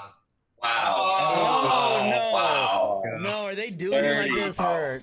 Well done. Wow. Oh, come on! Who Great submitted photo. that? Hold on, who submitted That was Panda again. Panda. Panda Vengeance, your boy is coming And in the here. with a vengeance. I Damn. thought we were friends. Oh, hey, look, Will's back in chat. You guys should all tell him LaCroix sucks. Damn. Sorry, Will. Man, coming at With Will high. dirt like that? This is disrespectful, okay, Panda? That's a sick shot. That's a sick photo. It would have been better if there was a guy straight behind him and you know that hood was going right into his windshield. No, the hood landed in the crowd. Wow. This was actually the first time I took my lady for a ride too. She was like, "Is that supposed to happen?" Oh no! No, Raquel was in the car. Yeah, Raquel was in the car for that. First Whoa, time whoa, ever. whoa, scroll down to that red, the What? friggin' lowly worm car from the old Richard Yeah. Graves. Holy Wow. shit. Yo, that's how you can hit it in the bike lane. And look at those 3 spokes on the back. Whoa. Ooh, I just want to point out the door handles, C5 Corvette door handles. facts. Wow. Facts. That's nerd level. Jeez, dude. That's crazy. That's. See, I mean, I think people are forgetting the concept of a roast here. A bunch of these cars. They just want us to look at their cars. Are we looking at like Craigslist? these are Is it like actually auto- users This thing's submitted pretty from hot. chat. So everybody that's watching right now submits their Good car. tire fitment on that one. Nice and chubby. Is it an actual STI wagon, you think? Nah, Nah. that's definitely converted because you can the rear fenders. Oh, there we go. Yes. No, down one. Yeah. That's Yeah. what Oh, yeah. Yes. Boy. Incredible. Wait, so this is not normal? Man. This isn't normal? This isn't normal suspension? Is that factory? KW. Panhard mount? 30. Are those, didn't Hoonigan make zip ties at one point? I remember getting a grip of Hoonigan zip ties. You still have them? I'll buy them from you. I I've have. got about 50 of them I found the other day cleaning my garage.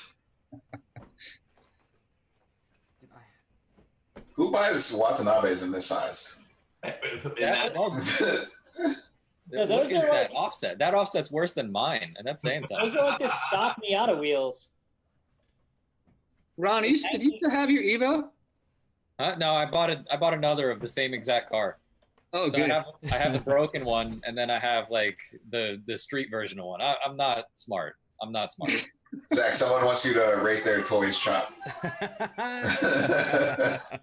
0, dog.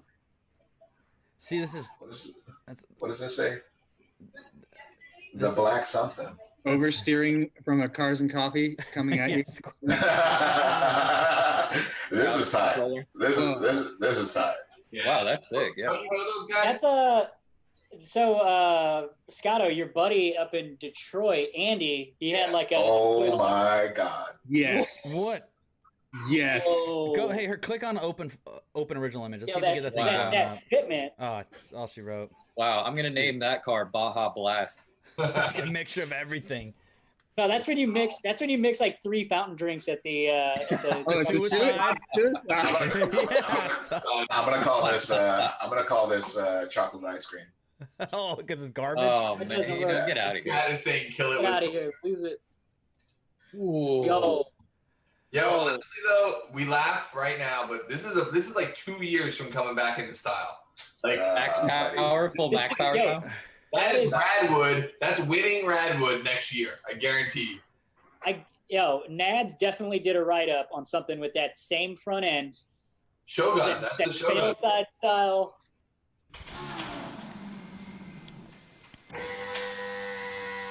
Okay. I mean, that's cool. It's almost like Yeah, that's well. I think it's because it's got a V10 in it, my turbo V10 supposedly.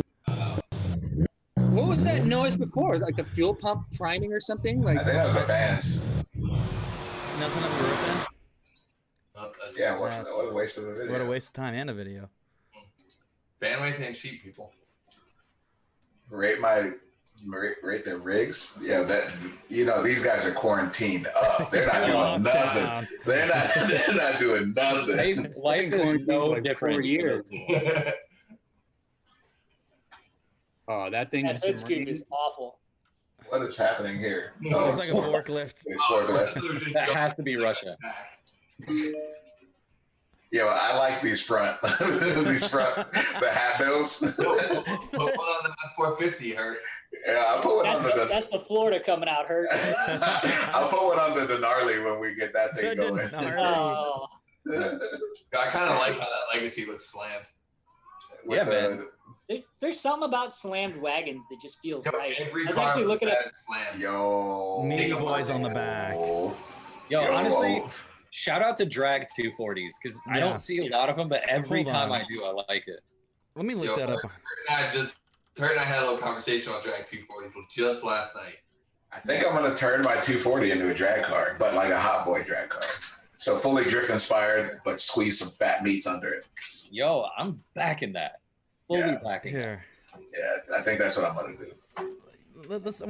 I'm gonna dig up some drag 240s right now. Except Hey, you don't ever take the drag run. You just lay down the fattest tire warm up burnout and then just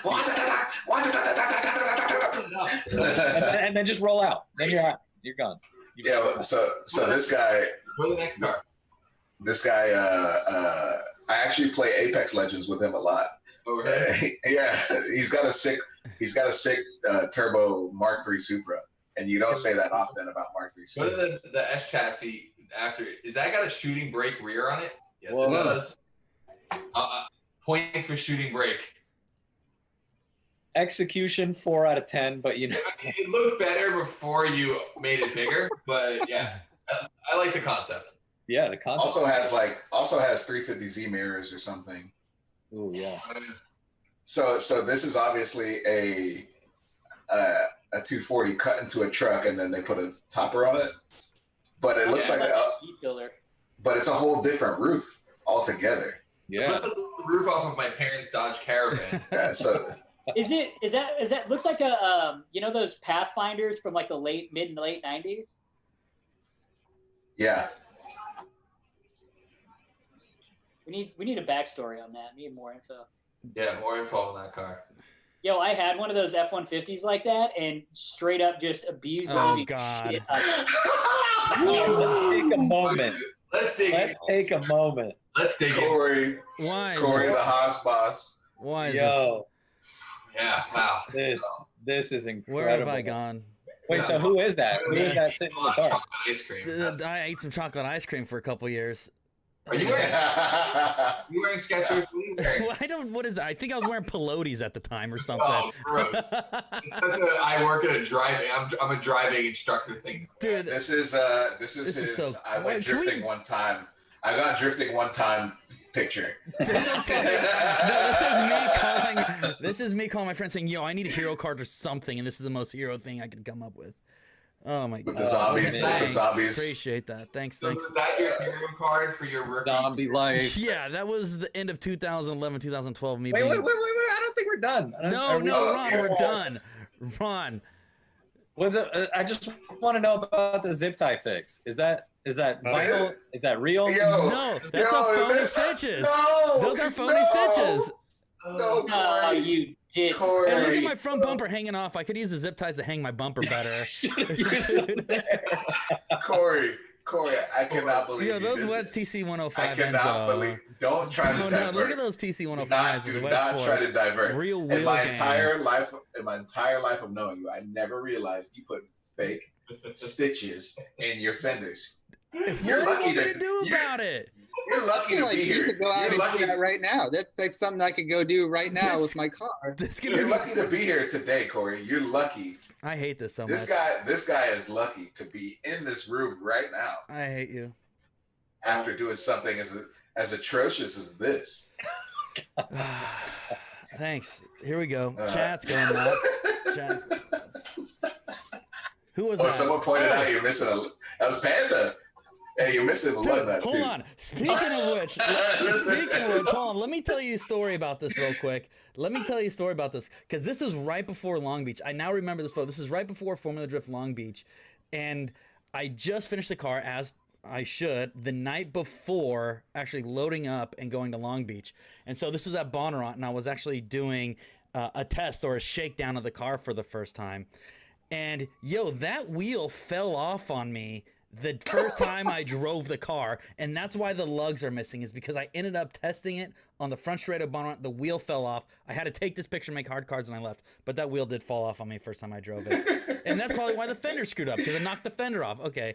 Yep. Oh, that's why you have stitches in the fender? It's because your wheel fell? Phony. It was phony baloney.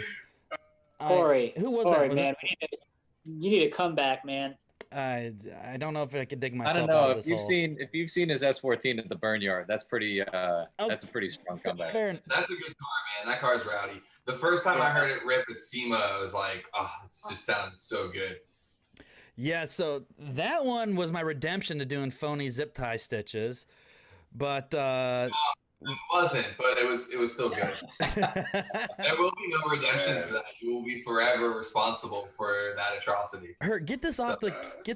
Oh, is it time to It's switch? out there. Hurt. By the way, a comment from the Hashtag cancel Corey. Hashtag not my car. No, the chat was saying these guys are making fun. Meanwhile, Corey's having an internal crisis. So I've been the human punching bag for the past 4 days, and I'm getting calloused up. Next week, I'm telling you. Hey, You guys going so hard on my boy here. Because it's all love, but Billy Bean says her calling anything atrocious while I don't driving know. an FCR7 is a joke. Billy Bean, you probably drive a Civic upside down in a ditch. Yo, this picture of you getting out of that car, I was there that day. I think actually I took that shot. Hey, That was fun. I never noticed Kakala looking so disappointed that I wrecked his car. Amazing. You know what that looks like? That looks like one of those handicap bathtubs that have a door in it. It basically was at that point. No, you didn't. No, you didn't. No, you didn't do that to me. Oh boy. Can we get a Photoshop challenge? Can we Photoshop that all to get that real clean? Oh my gosh. Dang, this thing goes hard. That thing goes hard. That thing's sick. FDs, man, they're underrated. They're underrated. I agree. Oh, buddy. Ew. You guys. Zach just straight up said, ew. That's your roast. Oh, man. Oh, buddy. Man, this is fun. Roasting is fun. Yeah, Yeah, I just felt it for the past 5 minutes. It's awesome. Oh, Corey, I'm sorry. I forgot you're not. Hey, Panda, can you resend that car, that picture of Hertz getting hood flying off again? Honestly, I've ridden with Corey in the Barnyard. Dude's got hands. All right, I will say, dude's got hands. Listen, you can talk about my hood flying off, but I finished the drift. You did. That's true. You pin it to win it. Hurt coming back. Let's see what else we got. Corey, you know it's all love. I know it's all. I get it. I get it. This thing's time. I get it. I get it. I get it. I get it. That's it. God, I'd fuck with that heavy. Something about first gen Camaros just look rad. I don't get the whole teal wheel thing, especially if you're that race car. That is so like Eastern Europe spec. That car right there, like that E36 with just whatever factory stance, guaranteed none of the tires are matching. The teal, like I found this spray can in a dumpster color. Ron, can you roast that car in Polish just so the owner can understand what he needs to hear? Słuchaj, naprawdę mówię ci, ale ten samochód to nie mógłby być gorszy. Może trochę gorszy, ale powiem ci szczerze, yeah. I can't believe you said that, Ron. Yeah, that's Look, man. We're live, Yeah, man. you Come on, hard. family friendly show. See, sometimes we get trolled back, like you're saying, we just get trolled back with cars that are way too cool. That Listen, at the end, like I always say, if you don't roast your friends, then they're not your friends. It's just the way it goes. Man, don't post low quality.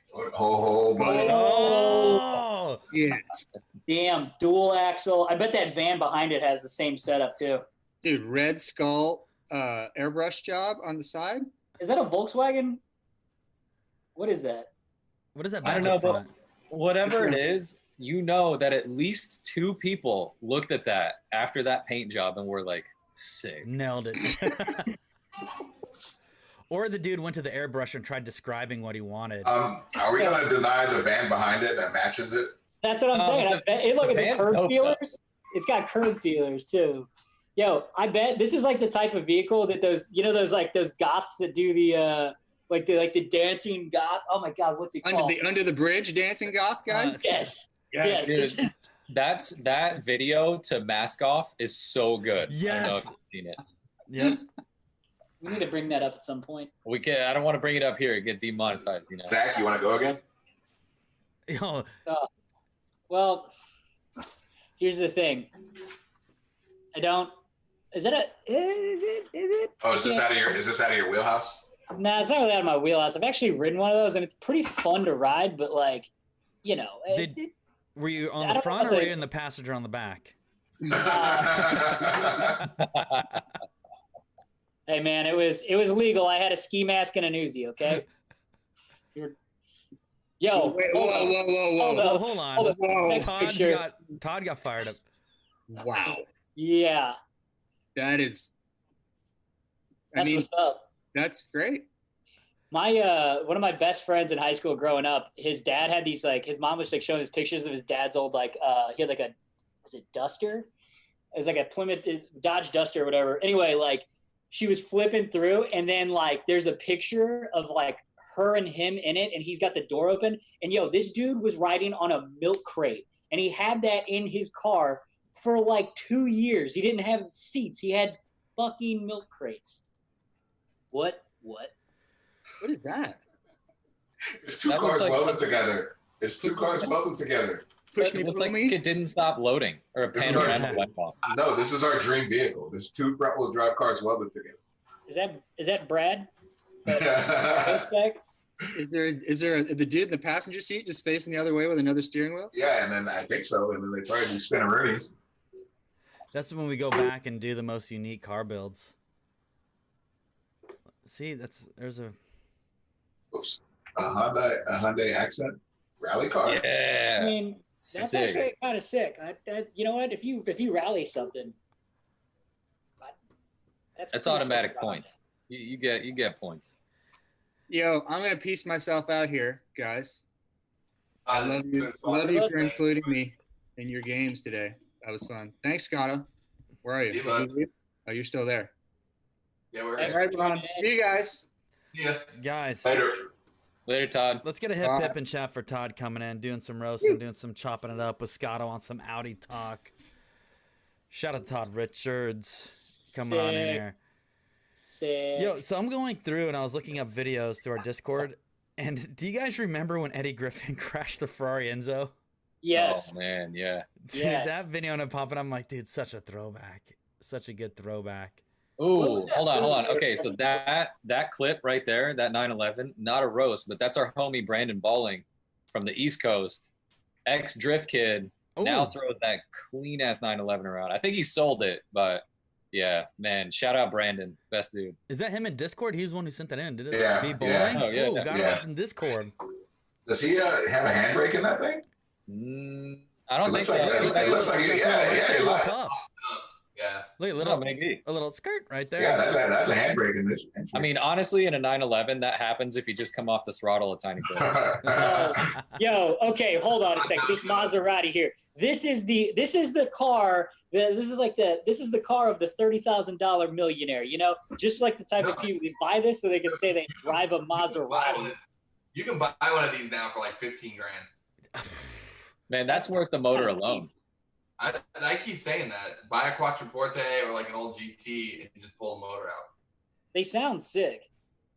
Mm-hmm. It's a Ferrari. I'm about to make a Mazda shark. Ooh. Ooh, Man. A Maserati. Mazda shardy. Shardy. Yes. Yeah, I like that. Yo, Jag front on an F-150. Damn, what Why- are those wheels, man? Those wheels scream 2001. You definitely get them from Rent a Wheel. Yeah. Rimfinancing.com. We gotta save some for tomorrow, Hurt. We got the official hangout tomorrow. What is this? Oh, we can scroll up. We didn't get all of them. Oh. This is just today. We didn't get yesterday. We didn't get the day before. Well, it's about that time. It is about that time where we have to figure out how to send these people off into the abyss. But what is this? Oh, is that like a WS6? Yeah, that's like a. That's Oh, yeah. Oh, yeah. Go back. Yeah. It's It's like a Firebird. It's a Firebird. Yeah. All right. Here. Oh man. Did you saw that? Did you see Yeah, that? it looked like a Subaru Justy sitting on tracks. What a collection. Chad, thank you guys for submitting all these rides. Some deserve to be chopped up. Some were saved. Sorry, just wanted you guys to see how happy this guy was. Yeah, man. If I was happy. Had that property that looked like that too. Look, man, it might be the crafter tracks, but still, that's pretty good. You don't have to do it like that, Rob. I know. I can't shit on his parade. So if you guys want to participate in any of these stream topics, you guys know where to go. ! Discord and chat. Head over there.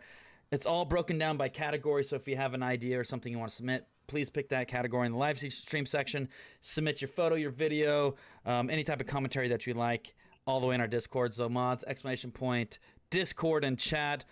Obviously, Ken Block came on today, guys. If you want to see that video, it's going to be living on our Facebook for eternity. So if you guys ended up catching the stream last half, you can always go back and watch it there. And if not, all this content will be loaded onto the Hoonigan, Hoonigan.com website. So you guys can go out there, check out the new Ken Block merch, as well as check all the latest streams that have been dropped. Hurt, we have something we got to do before we wrap this up too. We got to give some love back to Falcon, but also give them something to drop on their Instagram. Today we're going to keep it simple, boys. Yep. Let's head over to Falcon Tire's Instagram and say, I love you. Thank you for the Hoonigan's live stream. There it is. I love you. Thank you for the Hoonigan live streams. Make sure you guys copy and paste that. Spam it on the Falcon Instagram page. And then next week we've got Knucklebusters dropping on Hoonigan Project Car channel. So we've got, I think, 5 or 6 weeks worth of Knucklebusters that we've already shot and filmed. So you guys are going to get a really kind of crazy build during this crazy time. I mean, I don't know. I would say it's probably the craziest car that Hoonigan's ever built. Hands down, man. Dan levels up. Dan levels up. This is on a whole other level. It's so crazy. And it runs in the end. So yeah. And Scotto, so Dan kind of leaked a little bit of what's happening. Is there any small leak you want to add? I'll tell you this. We have a guest coming on Monday on the stream, which is Dave Sparks from Diesel Bros. He's going to be on the stream on Monday. And maybe there's something that a guy who works for Diesel Brothers knows about the kind of thing that we're doing with the Knuckle Busters car. I'm just saying, maybe something with the D. So that's the new project. And anyway, yeah. So the starts next Monday. Come back to catch Dave Sparks from Sparks Motors, the Diesel Brothers on the stream on Monday. Dan will be back on Monday to talk about that stuff as well. Yeah, man. Tomorrow there will be the last episode of Home Wrenchers before we start Knucklebuster Season 2. Sounds like your past is haunting you. You keep saying Home Wreckers. And